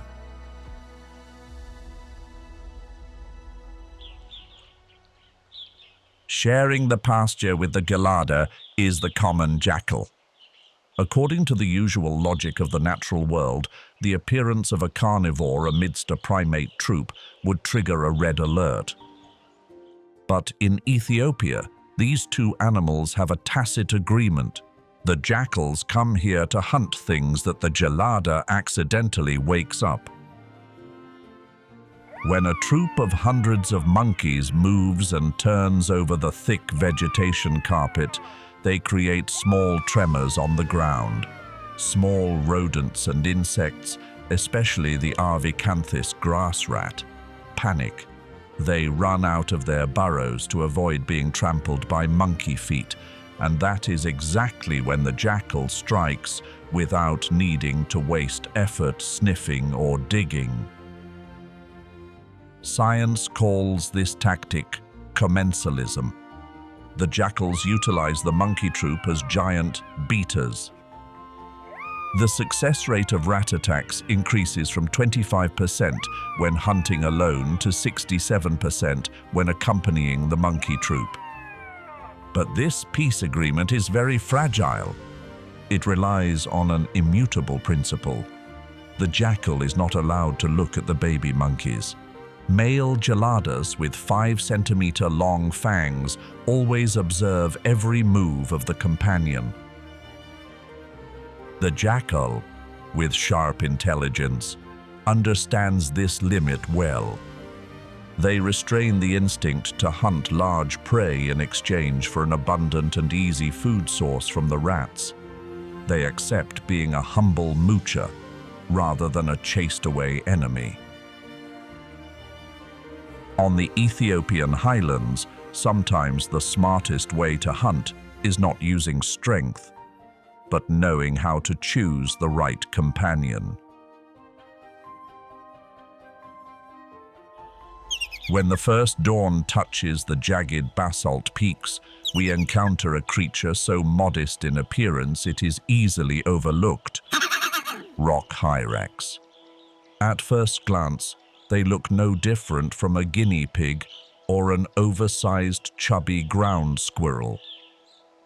A harmless gray-brown ball of fur weighing about 4 kilograms.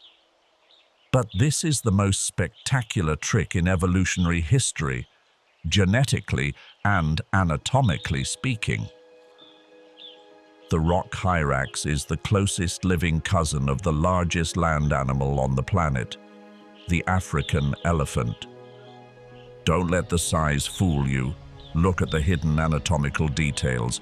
Their 2 upper incisors never stop growing, effectively being miniature elephant tusks.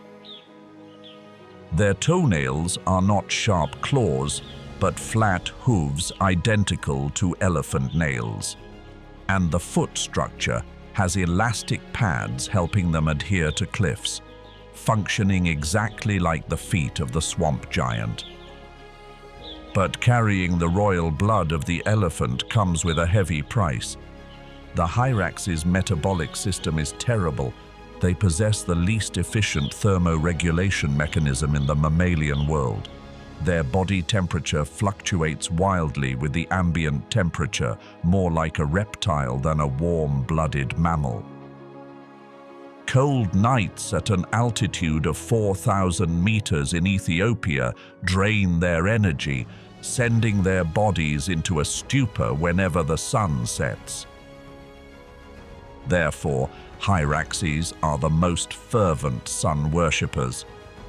Every morning is a mandatory survival ritual. They cannot run, cannot forage until recharged. The entire hyrax colony, from old to young, will climb to the highest rock outcrops facing east. They pile on top of each other, forming a living fur rug to share the remaining warmth and catch every photon of sunlight. To support this, creation granted them a special pair of eyes. The hyrax pupil has an umbraculum shield, allowing them to look straight into the glaring sun without going blind.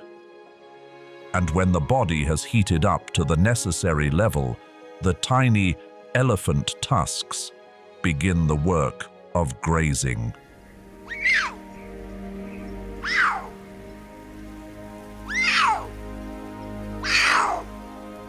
In this kingdom of wind and stone, the cougar is the god governing the earth of the ancient Incas,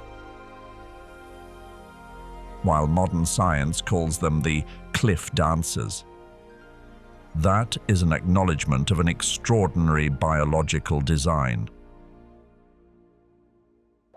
To the Inca, existence is carved into 3 planes: Hanan Pacha, the celestial reach; Uku Pacha, the sunless deep; and K Pacha, the world of the now.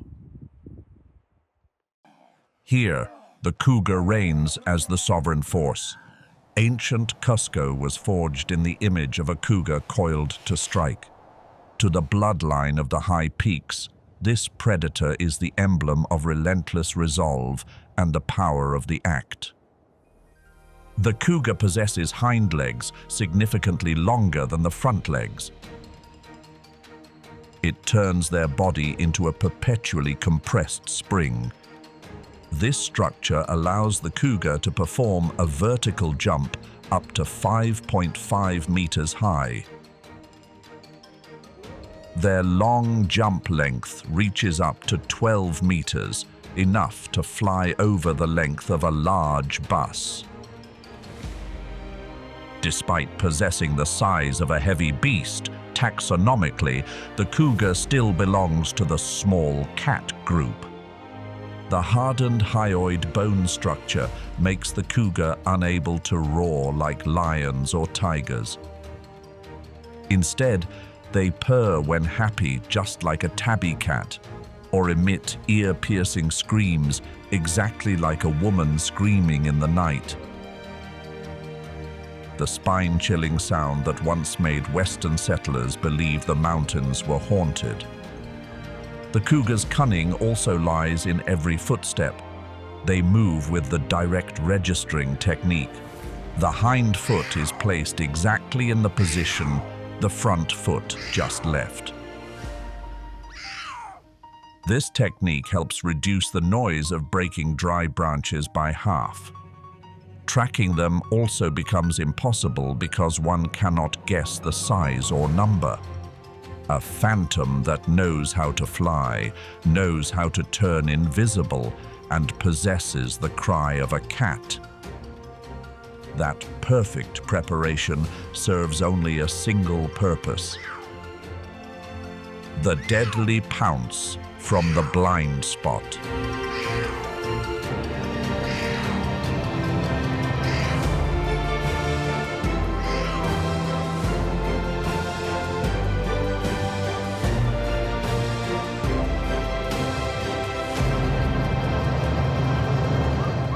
The snow leopard is the lord of the cliffs, but the Himalayan sky belongs to the rule of another tyrant, golden eagle. The holder of absolute power from the rarefied atmosphere. In the Altai reaches, the eagle hunters uphold a millennium of ritual, binding these sky tyrants to the pursuit of the fox and the wolf. It is a covenant of mutual reverence. Man requires the sentinel's vision, and the tyrant seeks sanctuary within man's reach against the iron winter. This is a flying war machine with a wingspan of up to 2.2 meters. They miss no detail thanks to eyes with a photoreceptor cell density 5 times that of human eyes. From an altitude of 3 kilometers, they can detect the slight movement of a hare or a marmot. When the target is locked, the golden eagle transforms into a living missile. Utilizing gravity, they execute a dive with a terrifying velocity of 320 kilometers per hour. As they rush close to the prey, curved talons 6 centimeters long, sharp as daggers, immediately extend. The grip force of the foot reaches up to 400 pounds per square inch, 10 times stronger than the hand force of an adult man. They are strong enough to crush the prey's skull immediately, snuffing out life before the victim even feels pain. However, the ambition of the golden eagle doesn't stop at small prey. They possess incredible lifting power. A 5-kilogram eagle can hoist prey weighing twice its own body weight into the air. But if the prey is too heavy, like a young goat, they resort to a brutal ruse. They seize the victim and drop it in a free fall down the cliff, letting gravity finish the job. The relationship between the golden eagle and the snow leopard is a tense symbiosis. Eagles frequently monitor the snow leopard's footsteps from above. After the snow leopard is sated and departs, the golden eagle will be the first to touch down. They are powerful, carcass-cleaning guards. Their presence intimidates all other scavengers. Red-billed choughs or bearded vultures must all give way before the king's wingspan.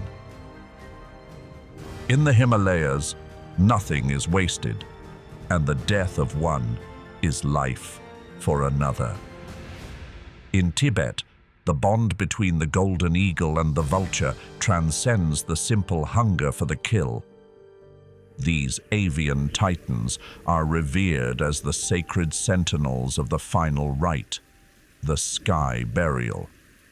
They carry the fallen vessel into the deep azure, closing the final circuit of existence, surrendering one's essence to sustain the living. While the marmot family is sinking deep into dreams underground on the snow surface, a phantom is awakening. Eurasian lynx, the silent ruler of the old forests of Europe. This is the largest of the 4 lynx species in the world. An adult male can weigh up to 30 kilograms, as large as a leopard. Their ultimate weapon lies on top of their head. Those are 2 characteristic long black tufts on the tips of their ears. These are advanced biological antennas. This tuft acts as a receiver.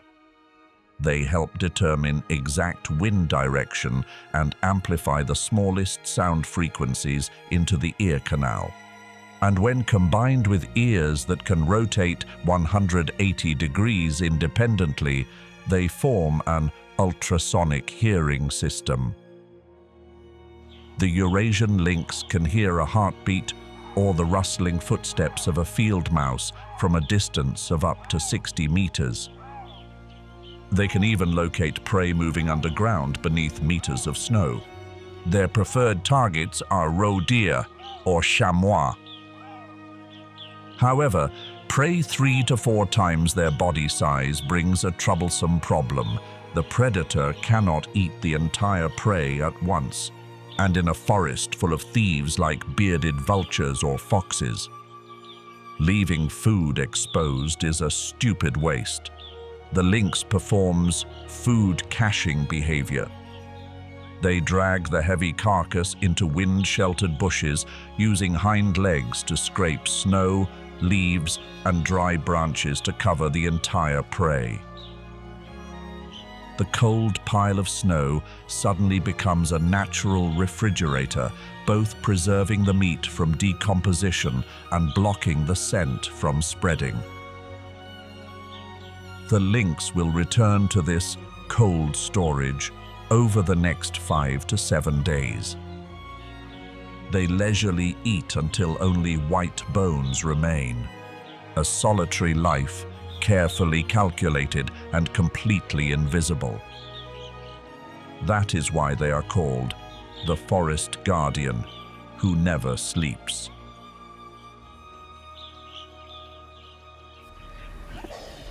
High above in the sky, the Andean condor has observed a battle between the jaguar and cougar.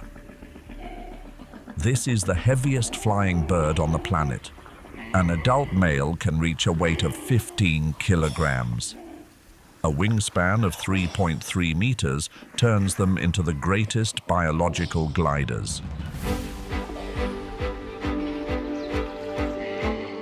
The condor is a master of the art of flying without flapping.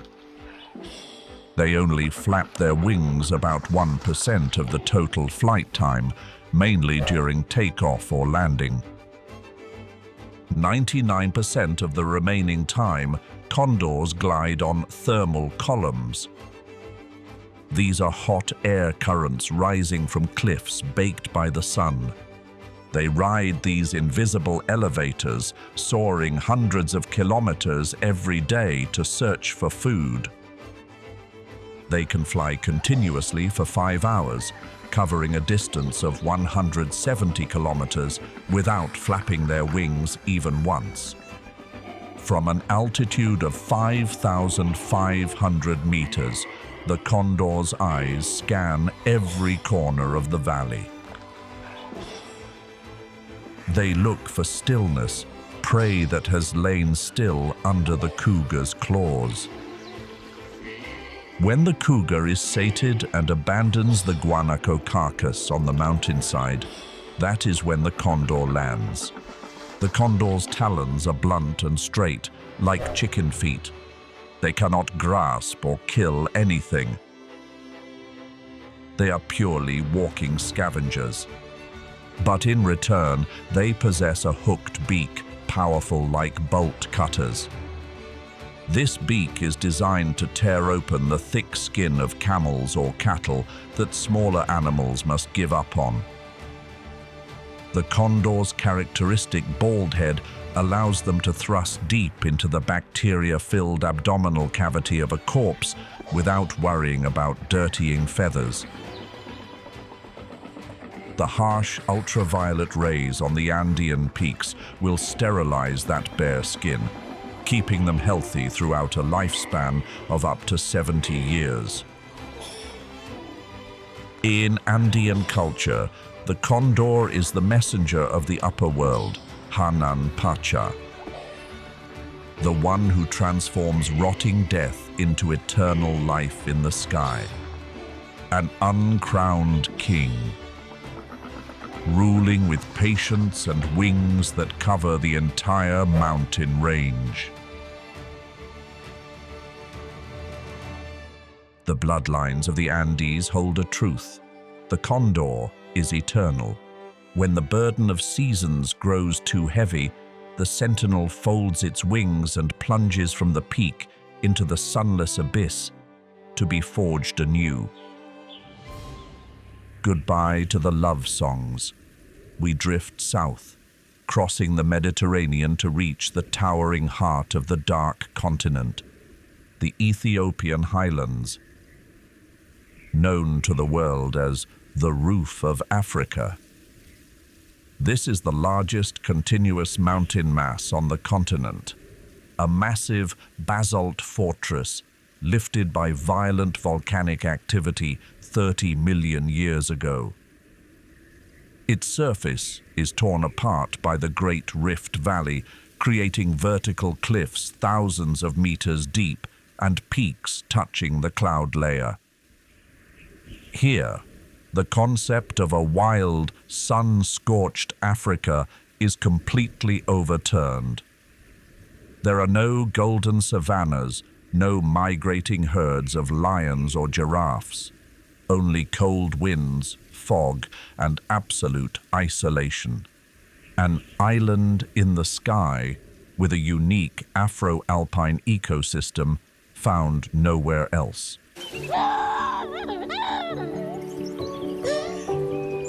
On the windy peaks, where the air is so thin it makes travelers' lungs scream, a strange primate empire reigns. Gelada. They are the last remaining members of the ancient genus Theropithecus. In the colorful world of primates, the culinary rule is usually fruits, nuts, young leaves, or insects. But the Gelada tore up that textbook and threw it into the abyss. They are the only primates in evolutionary history to choose the path of grazing. 90% of their diet consists of tough grass growing close to the ground.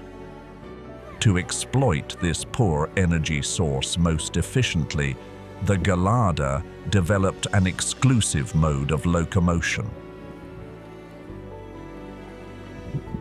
Instead of moving on 4 legs or 2 legs, they shuffle. Creation modified their pelvic structure and equipped their buttocks with 2 thick, hard, and calloused fleshy pads. These 2 pads allow the Gelada to sit flat on the ground all day and slide from one grass patch to another without wasting energy standing up and sitting down. Their hands evolved into miniature combine harvesters. The symmetrical thumb and index finger possess extreme dexterity, helping them pluck each blade of grass, separate seeds, and feed them into their mouths at breakneck speed. An adult Gelada must chew continuously thousands of times a day to intake enough calories. Because they spend their entire lives sitting on the cold ground, displaying sexual signals on the buttocks like other monkeys becomes meaningless. Instead, the Gelada possesses an hourglass-shaped patch of bare skin right on the chest. In the breeding season, this skin patch turns a bright red like fresh blood due to changes in estrogen and testosterone levels, a wordless but weighty declaration of power. When twilight falls on the highlands, hundreds of geladas will leave the safe grasslands. They climb down vertical cliffs, thousands of meters deep, and hang themselves to sleep on rock ledges only as wide as a hand. This is how they evade leopards and Ethiopian wolves. Turning treacherous terrain into a safe shelter is how they conquer the journey of survival in Ethiopia.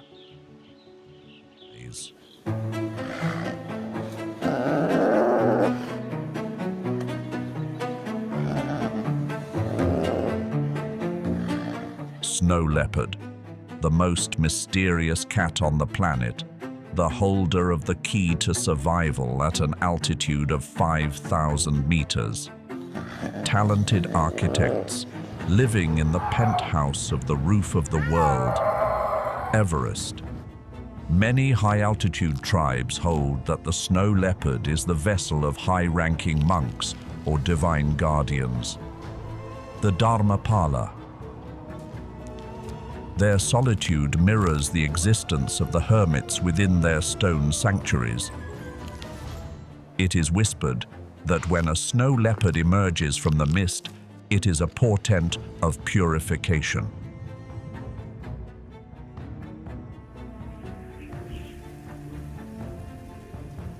The snow leopard possesses an unusually wide nasal cavity. This is a natural air heating system, warming the sub-zero air currents before they reach the lungs. The sudden high amount of hemoglobin in the blood allows them to transport oxygen efficiently in the suffocatingly thin atmosphere. The snow leopard silently glides across the porous snow thanks to wide pores. Thick, fleshy pads help disperse the body weight of 45 kilograms, helping them not to sink. Amidst the treacherous cliffs, they move confidently with leaps spanning up to 15 meters. The hind legs are longer than the front legs, containing muscle bundles bursting with power, reaching 6 times the body length.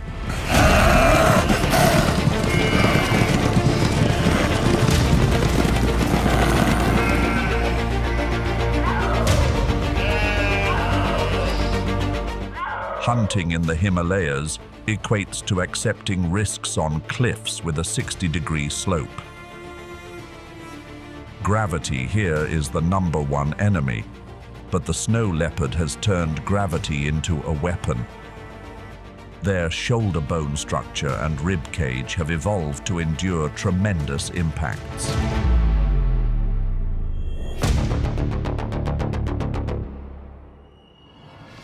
The fur, up to 12 centimeters thick on the belly, acts like a layer of air-cushioned armor.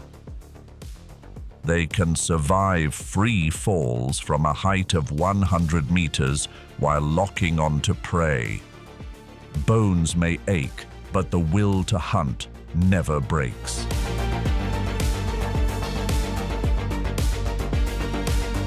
Amidst the frigid territory, submerged in the sound of whistling winds, a roar is unnecessary. The larynx of the snow leopard lacks the elastic cushioning layer, making them unable to emit a powerful roar like lions or tigers. Instead, they emit a gentle pruston sound.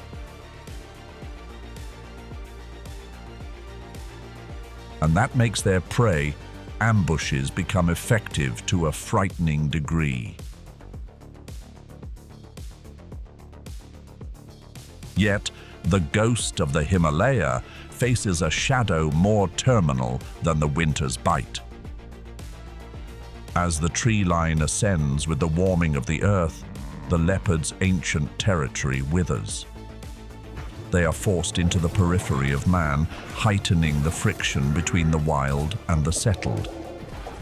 This leaves a hollow question: the survival of the old law versus the hunger of the new.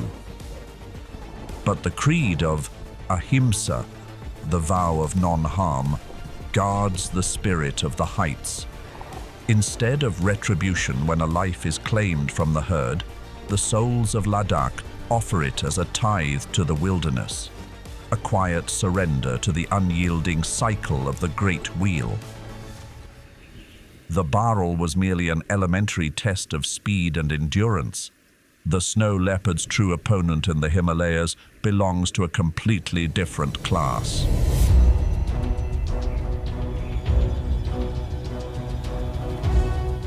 Markhor. They are the largest wild goat species on the planet. An adult male is a mass of muscle weighing up to 110 kilograms.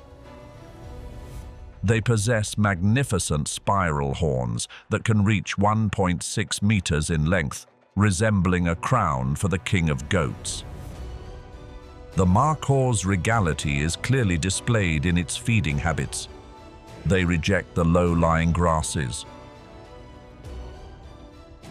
Their ability to balance on precipitous cliffs allows them to stand upright on their hind legs on fragile branches, reaching up to 2 meters high to pluck young oak leaves that no other species can touch. But that tranquility is shattered when the cold winds of early winter signal the arrival of the breeding season. Exploding testosterone levels transform stoic males into frenzied gladiators. Narrow cliffs become bloody arenas for a civil war over the right to propagate the lineage. Their horns become the primary weapon to shove opponents into the abyss. The victor will claim every female in the area. Breeding rights are secured. The loser, if lucky enough to survive, will be banished, waiting for a chance at redemption next year. The noise from the Markhor's civil war is an invitation to death. The snow leopard has been observing the battle for a long time. Using the sound of the duel to mask its footsteps, the Himalayan phantom closes in. When the distance is only 10 meters, it activates the attack. The two Markhors are startled and separate. The battle for royalty immediately turns into a race for life. The snow leopard selects the larger male as its target, hoping for a lavish feast. But the snow leopard has underestimated its prey. Markhors are superb long-jump athletes. An 8-meter leap across a ravine is enough to shake off the predator. The snow leopard can jump farther than the Markhor, but the energy cost it must pay is immense. Typically, it will only leap across a ravine to deliver a decisive blow when confident of a certain victory. Meanwhile, the Markhor possesses immense stamina, capable of leaping and changing direction continuously. The predator decides not to gamble on that risk and turns away. Whose cliff navigating ability impressed you more? The snow leopard, the barrel, or the Markhor? Leave a comment below. And in this vertical arena, the snow leopard has found the most worthy opponent. Barrel, or also known as the blue sheep, a biological puzzle of the Himalayas. They are an intermediate evolutionary link carrying the most superior characteristics of both sheep and goats. The slate-gray fur mixed with a hint of steel blue under the cold sun of the barrel is a perfect layer of camouflage. But it cannot deceive the vision of the snow leopard with a field of view as wide as 120 degrees. With just a small movement, the prey has revealed itself, and the predator has quickly switched to ambush mode.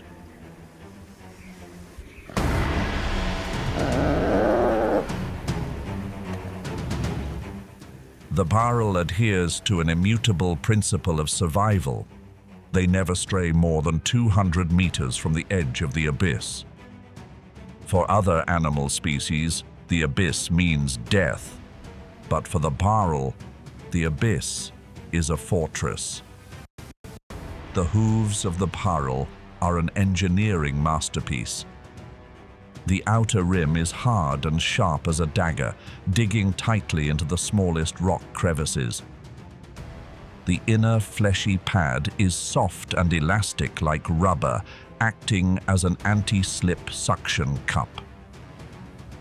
That is why, when pursued, they plunge straight down. The barrel executes controlled free falls along 90-degree sheer cliffs. They bounce back and forth between rock ledges as narrow as a human hand. This tactic cuts off any pursuit by wolves or bears. But the snow leopard is no wolf. Today, the hunter has breached the 200-meter safety rule.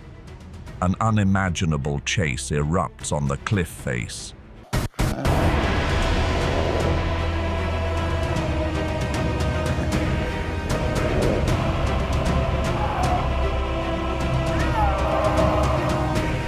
The impacts are powerful enough to crush the bones of any other beast. But with a highly functional vestibular system, the snow leopard calmly twists in midair, landing on all 4 feet first, allowing the fleshy pads to absorb the impact force. The deadly fall has extinguished the life of the barrel. Only the snow leopard limps back up. It has conquered gravity and conquered death itself to claim its meal. The huemul finds life in icy waters. But on the arid plateaus above the snowline, water is a death sentence. Here, survival depends on staying absolutely dry. That is the law of the chinchilla. These tiny creatures are actually the thermal tanks of the Andes. To combat the bone-chilling cold that can drop to minus 20 degrees Celsius at night, the chinchilla has developed the densest fur in the land animal world. 60 to 80 ultra-fine hairs grow from a single follicle. Their fur density reaches up to 20,000 hairs per square centimeter. This structure creates an impenetrable thermal fortress. Warm air is locked tightly inside the coat, forming an insulation layer with 100% efficiency. Parasites like fleas cannot even live on a chinchilla, as they would suffocate before ever reaching the host's skin. But this super armor comes with a fatal Achilles heel. It is too thick to shed water. If a chinchilla gets wet, its fur acts like a giant water-absorbing sponge. The increased weight renders them immobile, and more dangerously, the water trapped against the skin saps body heat, leading to rapid hypothermia. Therefore, the chinchilla says no to water. Instead, they bathe in volcanic ash. Tiny dust particles penetrate deep into the hair roots, absorbing excess oil and moisture, cleansing the body and keeping the fur fluffy. This fur possesses one final defense mechanism: fur slip. When grabbed by a Culpeo fox or cougar, the chinchilla will automatically shed a large patch of fur right at the point of contact. The predator is left with a mouthful of worthless fluff, while the prey has vanished into the rock crevices. The cougar's favorite prey in the Andes is the guanaco, a creature that looks gentle but is designed to survive in the harshest conditions. Through millions of years of being hunted, They have developed a natural armor to resist the cougar's kiss of death. The skin of the guanaco's neck is unusually thick, reaching up to 2 centimeters in adult males. This rubber-tough skin acts like a biological Kevlar shield. It is born to withstand sharp fangs, protecting the aorta and trachea deep inside. A hunt in the Andes is not a silent assassination, it is a chase and brutal collision. The collision between the 60-kilogram predator and the 120-kilogram prey creates a violent shock. Both tumble down the slope covered in sharp scree.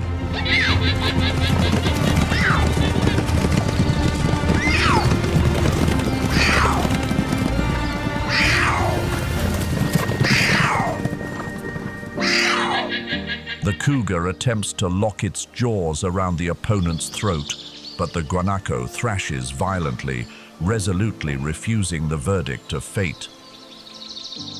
The guanaco's rear kicks carry horrific, destructive force, strong enough to crack ribs or shatter the cougar's skull. It spits a pungent mixture of acidic stomach fluids into the enemy's face to disorient it. But the cougar is the embodiment of tenacious persistence. The more fiercely the prey resists, the tighter it squeezes, channeling all its strength into the jaw muscles to compress through the thick neck skin. This is a contest of grit, where the one who gives up first will pay with their life. The guanaco also possesses another biological secret, helping them maintain strength in this wrestle. To survive at an altitude of 4,000 meters, a teaspoon of guanaco blood contains up to 13 million red blood cells, 4 times that of humans. This turns their blood into a super fuel, transporting oxygen with maximum efficiency to muscles screaming from exhaustion. But today, oxygen is not enough. The cougar's steadfastness has overcome the guanaco's armor, a glorious death for a resilient warrior of the high mountains.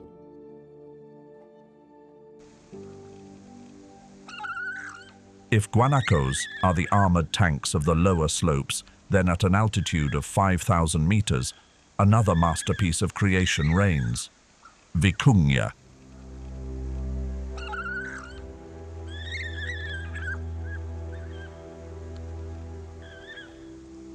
Here, atmospheric pressure is so low that a flame can barely sustain combustion. But the vicuña still prances like ballet dancers. The secret lies in a massive heart, weighing 50% more than the hearts of mammals of similar weight. This is a supercharged engine, pumping blood thick with red blood cells to nourish the body with maximum efficiency. It turns the vicuña into the animal with the best aerobic capacity on the planet at extreme altitudes. They don a brilliant golden-orange coat. Vicuña fibers are only 12 micrometers thin and finer than cashmere wool.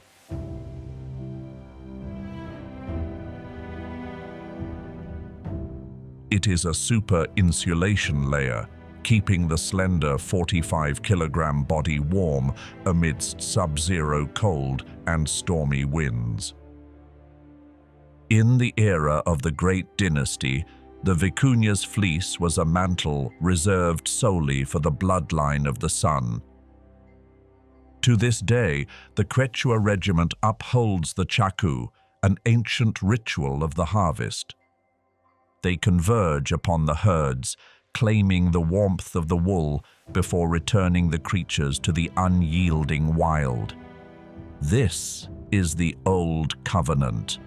Man accepts the gift of heat, yet pays his debt by honoring the animal's right to endure. But that precious coat does not protect them from the cougar. For the mountain lion, the vicuña is a delicate dessert and far less risky than the guanaco. No thick neck skin nor deadly rear kicks. The vicuña relies entirely on speed for survival. They can reach a velocity of 50 kilometers per hour at an altitude where humans would faint if running too fast. However, the cougar holds the prey's routine map in the palm of its hand. Vicuñas use fixed communal dung piles. All herd members defecate at one spot to mark scent boundaries. The dominant male is obsessed with checking these dung piles to assert sovereignty. The cougar only needs to lie in ambush at those communal piles. When the male vicuña bows his head to smell the familiar scent, it is also when he smells the scent of the reaper. A lightning-fast pounce from behind. The giant heart that once helped the vicuña conquer the heights now beats its final rhythms in the jaws of the ruler.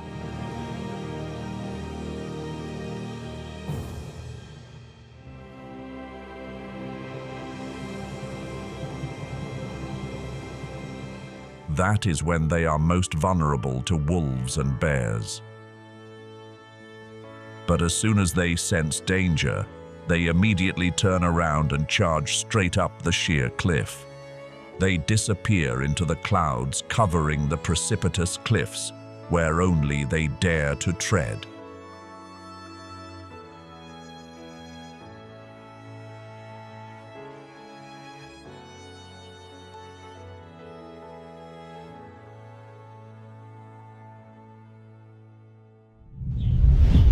The cliffs of the Rockies and Sierra are also home to the bighorn sheep. They are armored tanks designed for extreme physical collision. The defining weapon of this species is the pair of gigantic spiraling curved horns.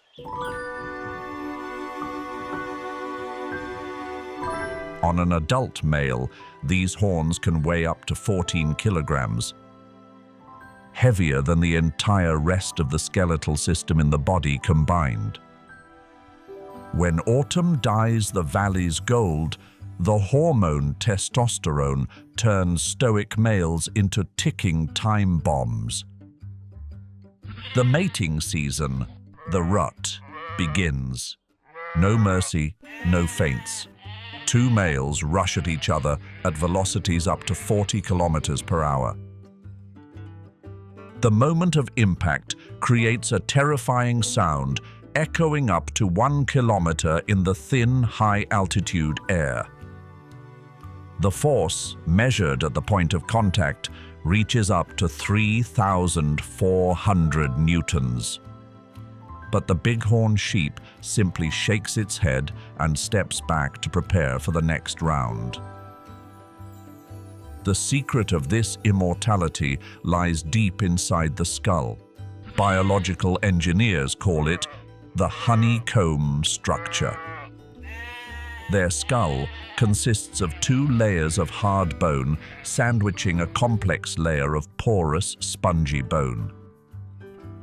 This spongy bone layer acts like the crumple zone of a modern car. It compresses upon impact, dissipating the shock force before the shock wave reaches the brain. Simultaneously, the horns made of highly elastic keratin also act as natural shock absorbers. This protection mechanism is so perfect that the bighorn sheep's brain barely moves within the skull upon collision. They are completely immune to concussions. A battle between 2 males can last up to 24 hours, with hundreds of consecutive headbutts. The winner takes all: territory, food, and the right to propagate the lineage with the entire harem. The loser trudges away with a bruised ego, but an intact skull.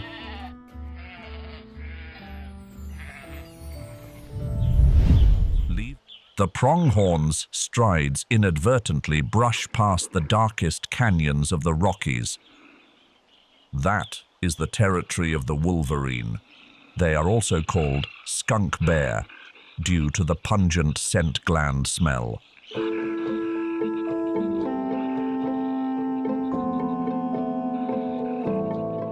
But the most deserving name for them is the berserker. This is the largest land-dwelling member of the weasel family. With a modest weight of only 15 to 18 kilograms, the wolverine resembles a bear cub trapped in the body of a lightweight MMA fighter. But don't let that size fool you. Inside that small body is an energy metabolism reactor running on overload. Eternal hunger turns the wolverine into the most reckless creature of the northern hemisphere.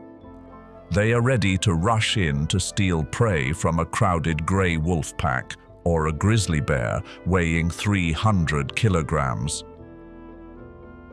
The wolverine's weapon is a special set of molars rotated 90 degrees inward. This biological design turns their teeth into an industrial crusher.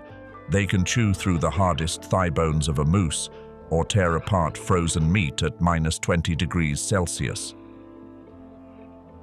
But the true superpower of the wolverine lies in the ability to conquer terrain. In winter, when snow covers meters deep, all life halts or moves to lower grounds, the wolverine does the opposite.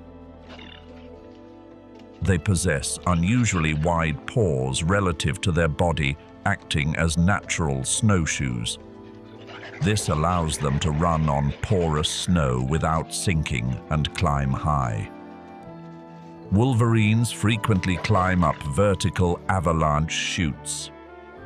They search for the carcasses of unfortunate mountain goats or wild sheep buried by avalanches. The wolverine's sense of smell is so acute, they can smell rotting meat through a 6-meter thick layer of compressed snow. They dig frantically to pull out frozen food caches that nature has stored. But sometimes, the reason is unbelievably simple.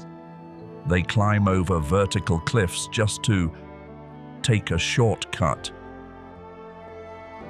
GPS tracking devices have recorded wolverine individuals climbing over 3,000-meter high peaks amidst blizzards. They want to get to the valley on the other side faster instead of having to take a detour. In the Rockies, the wolverine is the embodiment of brutal resilience, a vivid proof that sometimes size doesn't matter as much as attitude. And in the battle for survival, the craziest one is usually the last survivor. Leaving behind the endless primeval forests of North America, we cross the Atlantic to return to the cradle of Western civilization. In Europe, 2 limestone giants are straining to support the sky, the Alps and the Pyrenees. The Alps wind like a great icy crescent, 1,200 kilometers long. It traverses the territories of 8 countries, from France to Slovenia, with Mont Blanc standing 4,807 meters tall, like an eternal throne.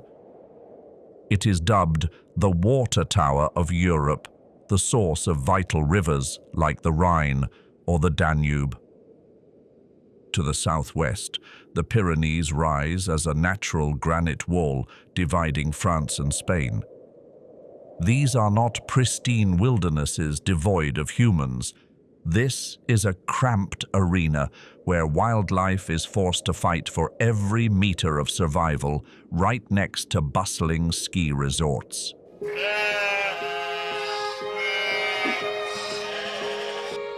In the heart of old Europe, where nature is besieged by concrete and steel, survival requires insane adaptation.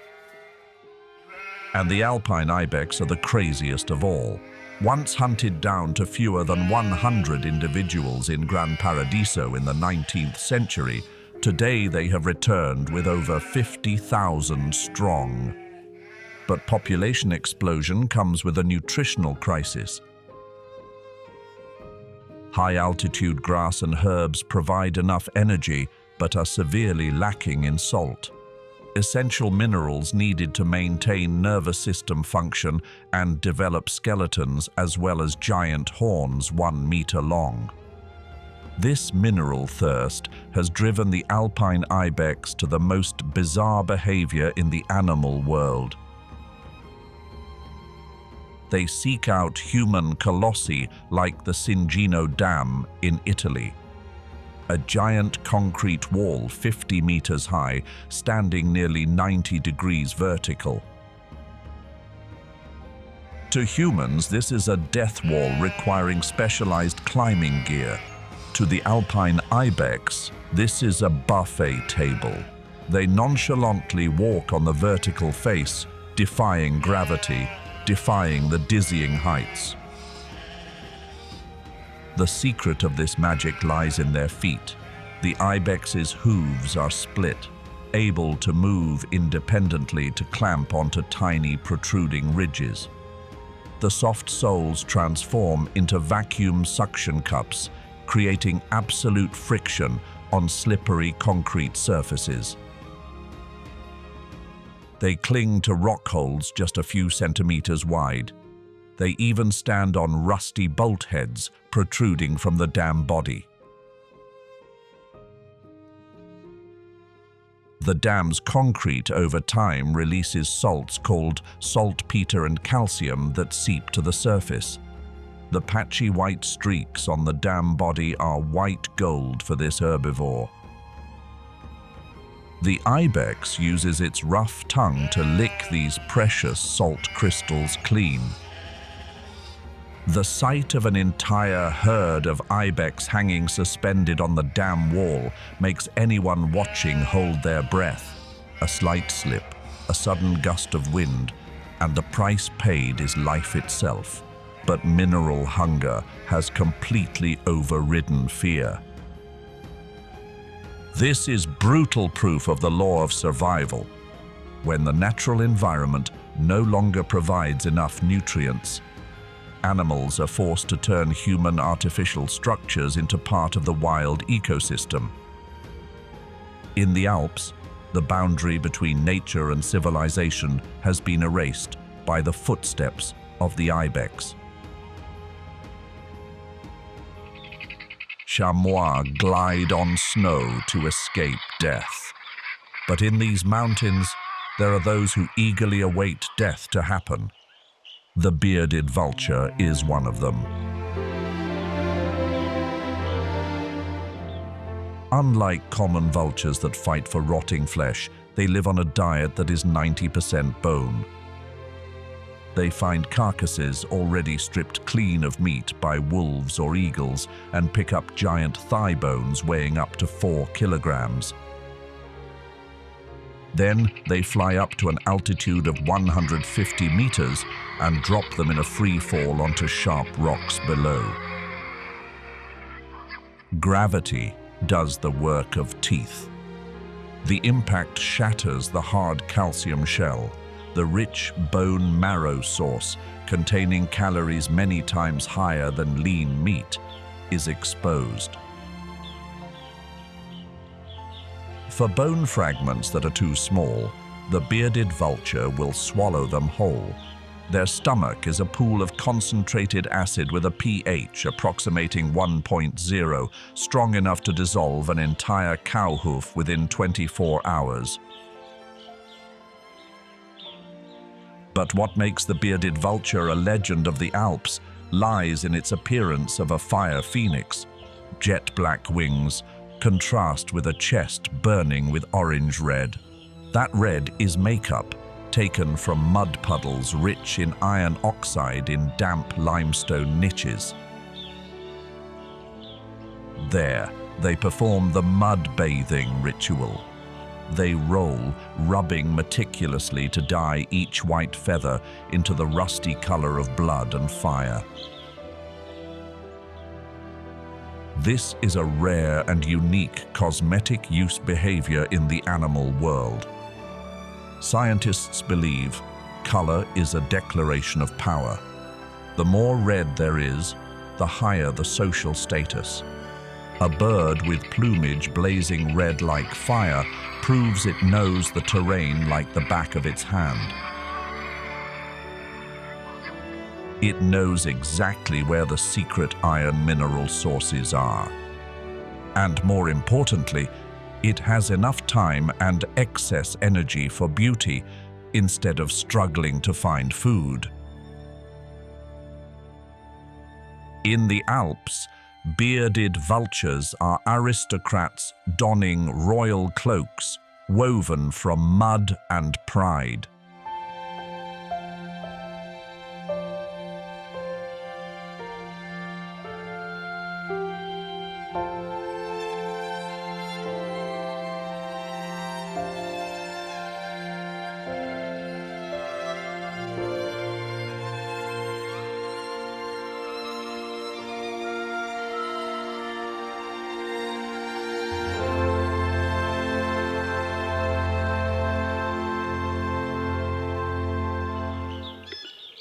The silence of winter is broken by the most reckless lovers of the Alps when spring arrives.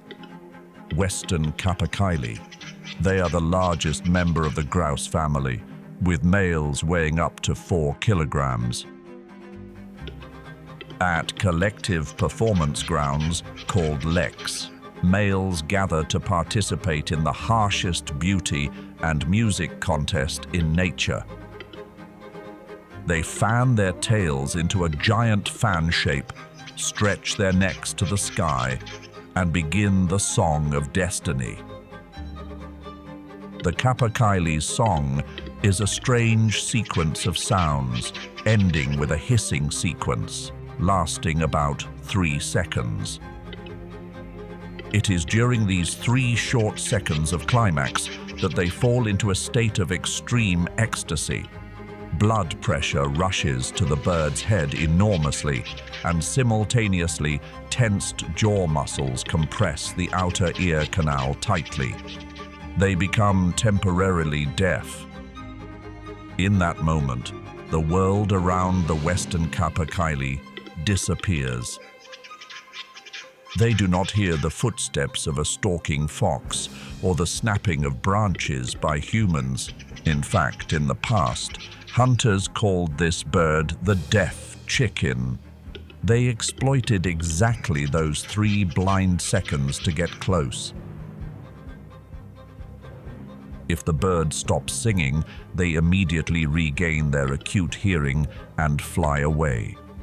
But the instinct to propagate the lineage is stronger than the fear of death. They accept betting their lives hundreds of times every morning just to send signals of love to females hiding in the bushes. A romantic tragedy of the old forest. When love speaks, death can arrive right beside you without you even knowing.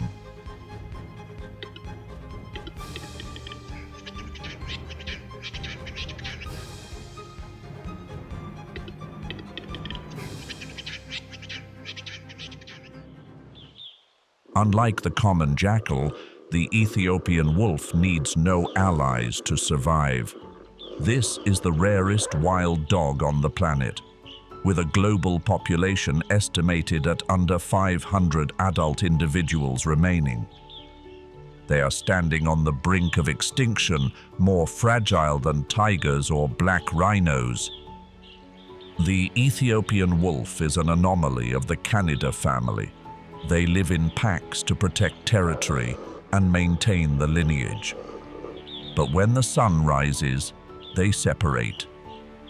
Each wolf is a solitary hunter on the windy grasslands.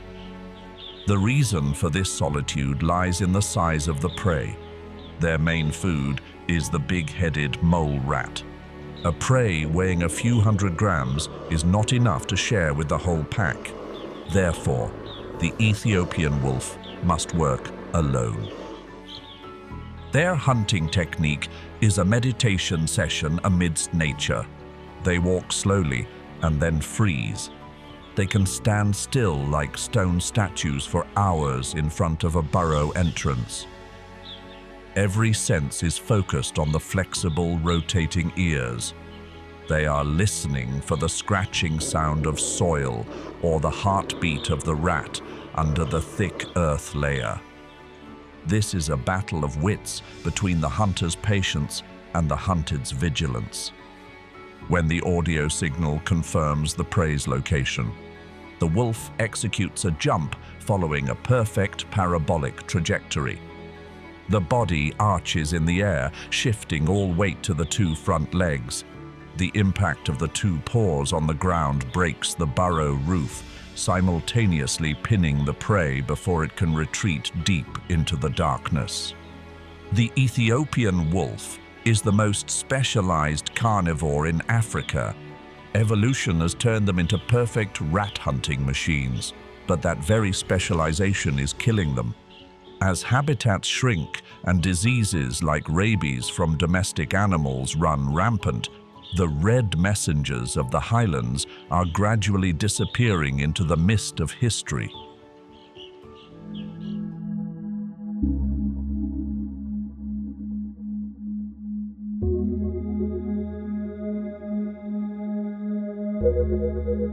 We have just walked together through the rawest chapters of a brutal fight for survival and the fading of 7 lion dynasties. Which animal in today's episode changed the way you see the wild?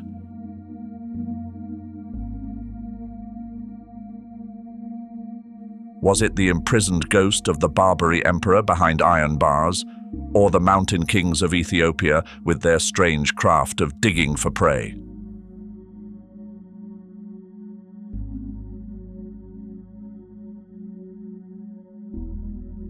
Share your experience in the comments.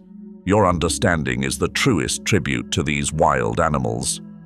Don't forget to hit like and subscribe to join me on the next field expeditions, where we will keep decoding the wild's most mysterious survival codes.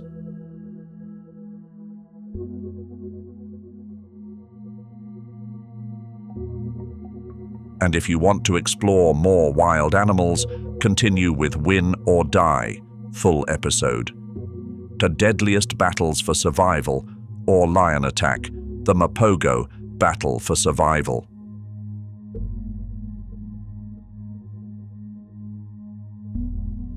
Don't forget to hit like and subscribe to join me on the next field expeditions, where we will keep decoding the wild's most mysterious survival codes. And if you want to explore more wild animals, continue with Win or Die, full episode. Deadliest Battles for Survival.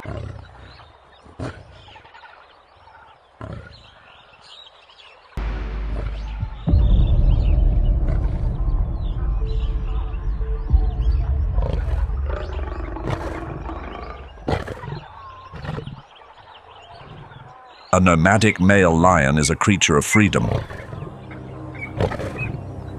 one of the ultimate predators. At this stage of life, only hunger binds him. This female buffalo had carried her calf for 11 months. Today was the day she would give birth.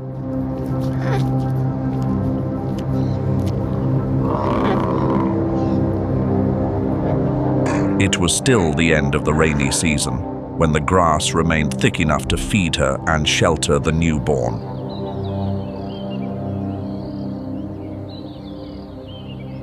During the first week, the calf stayed pressed close against its mother's side.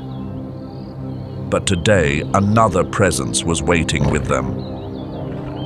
A hunter bringing the cruelest kind of sorrow.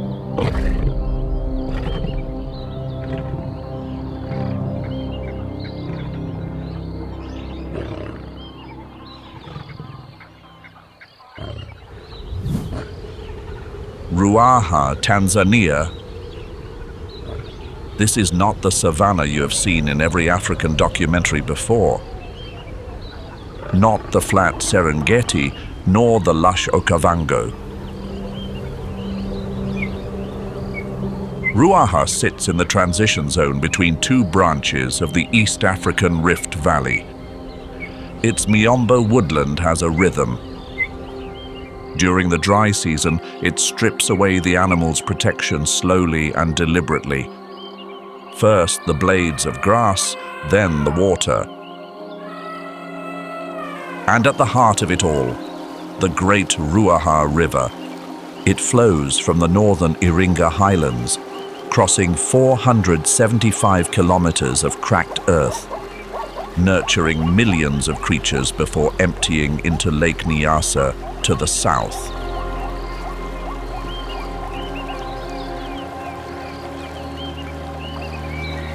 During the wet season, it is a lifeline. During the dry season, it is the line between thriving and fading. But Ruaha's boundaries are not just set by nature. The pressure of Tanzania's rapidly growing population, the wide migration corridors that once allowed lions, buffalo, and elephants to roam are narrowing. Some have closed completely. And when a corridor closes, lions have nowhere to retreat during the dry season. They can only move deeper into their shrinking borders. By early July, before the dry season's pressure peaks, Ruaha's elephant herds move along the dry riverbed. Elephants are the ecological engineers of this system. But an elephant well is not just for elephants. For 3 weeks after digging, each well sustains 50 to 70 different species. Even lions. Kumi has been drinking from the elephant wells throughout July. The elephants do not know who they did this for. They simply dig because they are thirsty. By early August, following the scent of distant rain from Katavi, the elephant herds begin heading north. The wells they dug are gradually filled in by the dry Miombo air. And at the wettest remaining spot, the region's central waterhole, a hippo has arrived. Stepped in, lay down. That is when Kumi lost their watering hole.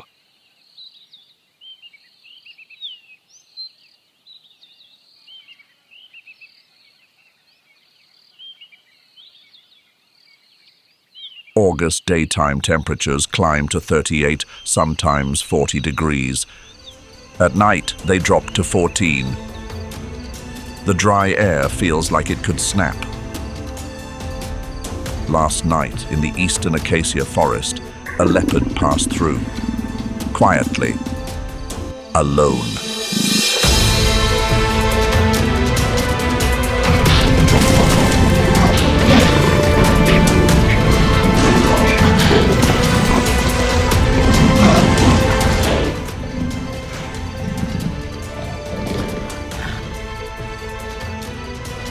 It hoisted the fallen impala onto a 5-meter-high branch before dawn, leaving nothing behind but the scent of a recent catch. Dawn breaks. In the dry Miombo Valley, the wild dog pack is on the move. The 7th dry season has driven the impala and reedbuck herds away from the western region. They follow the moisture of the grass, moving to even more distant horizons. And within that vacated space, the wild dogs have shifted their focus. Today's target is a warthog, 80 kilograms, 4 curved tusks, 55 kilometers per hour in short bursts. Not an easy target. But 12 wild dogs do not need an easy target. They need a target they can outsmart. The wild dog's success rate reaches 80%, not because of strength, but through organized patience.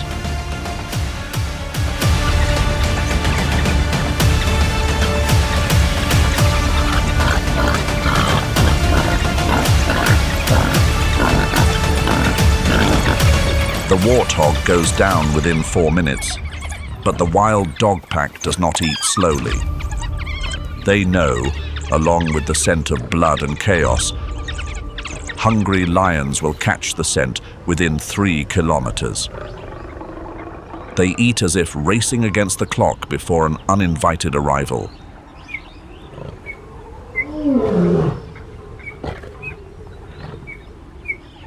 Swahili for hunger.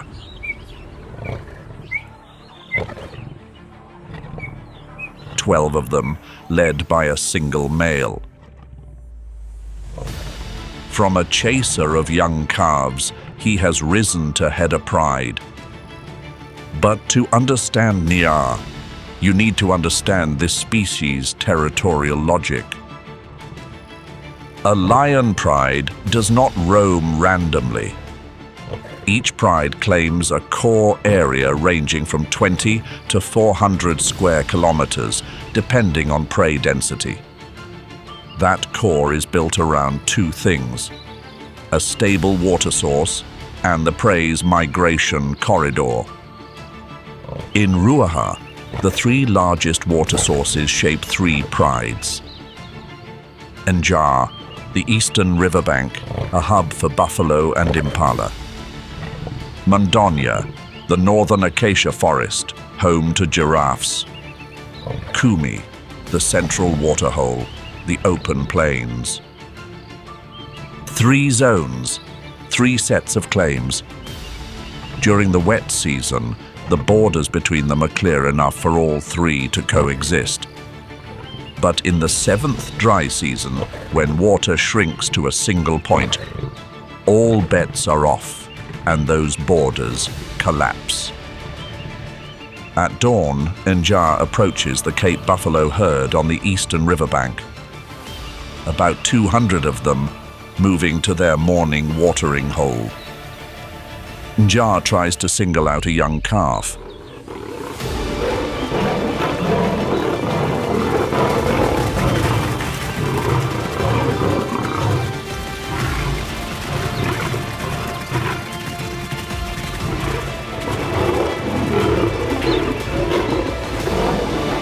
One of Nyar's females is met with force, tossed aside.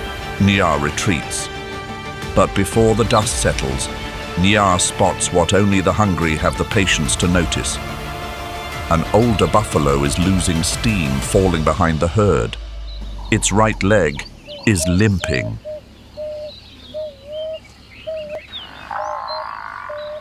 Njar knows. It is not the first time they have seen that wall take shape. Not the first time backing down, but Njar also knows what distant observers cannot see. Within that herd of 200, there are older ones, more fragile, pushed to the fringes by the very logic of the buffalo herd.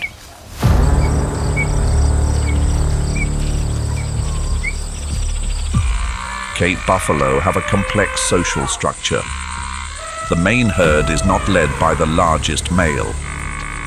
It is guided by the oldest female, the one who remembers the location of every water source, every escape route, every risky zone the herd has learned over the decades. The breeding males, the mature bosses, follow the matriarch, and outside the main herd, older non-breeding males form small bachelor groups of 2 to 6, moving slower, drinking later, grazing on the outskirts. That limping older buffalo Njar is tracking. He is no longer part of the main herd. He is a bachelor bull, pushed out by the natural aging process, by the joint wear that begins to appear in males over 12 years old, by the competition from younger males during the breeding season. He still returns to the main herd to drink, but he no longer shares their collective shield like before. Njar will not challenge that wall of 200. They will pursue the one on the edge. The Cape buffalo's olfactory system is one of the sharpest senses on the African plains. A buffalo's nose can detect the scent of a predator from 1 kilometer away when standing downwind. They can distinguish the scent of familiar lions from newcomers in the area. And, most remarkably, buffalo remember the scent of specific predators. The lead bull is about 900 kilograms of pure muscle and bone. The boss, the fused forehead horn shield that fully solidifies after 10 years of life. Before that, it is soft tissue, vulnerable to impact. Once hardened, the boss can withstand the downward clamp of a lion's jaw without being pierced. But the boss is not just for defense. The larger and more symmetrical the boss, the more it signals strong genetics to the females in the herd. Males with the finest bosses have the highest mating rates.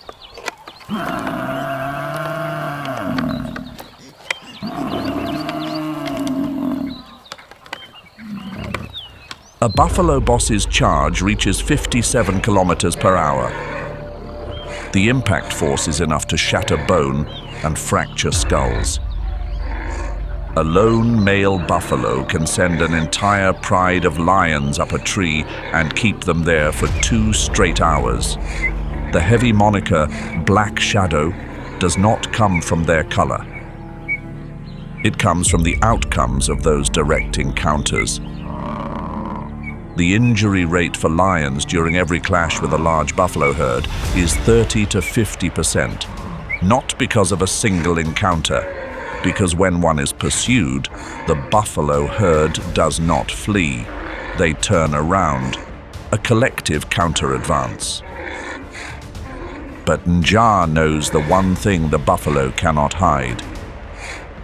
At the peak of the dry season, buffalo depend entirely on permanent waterholes. They come to drink twice a day, at dawn and late afternoon. This biological rhythm does not change, even under the pressure of predators.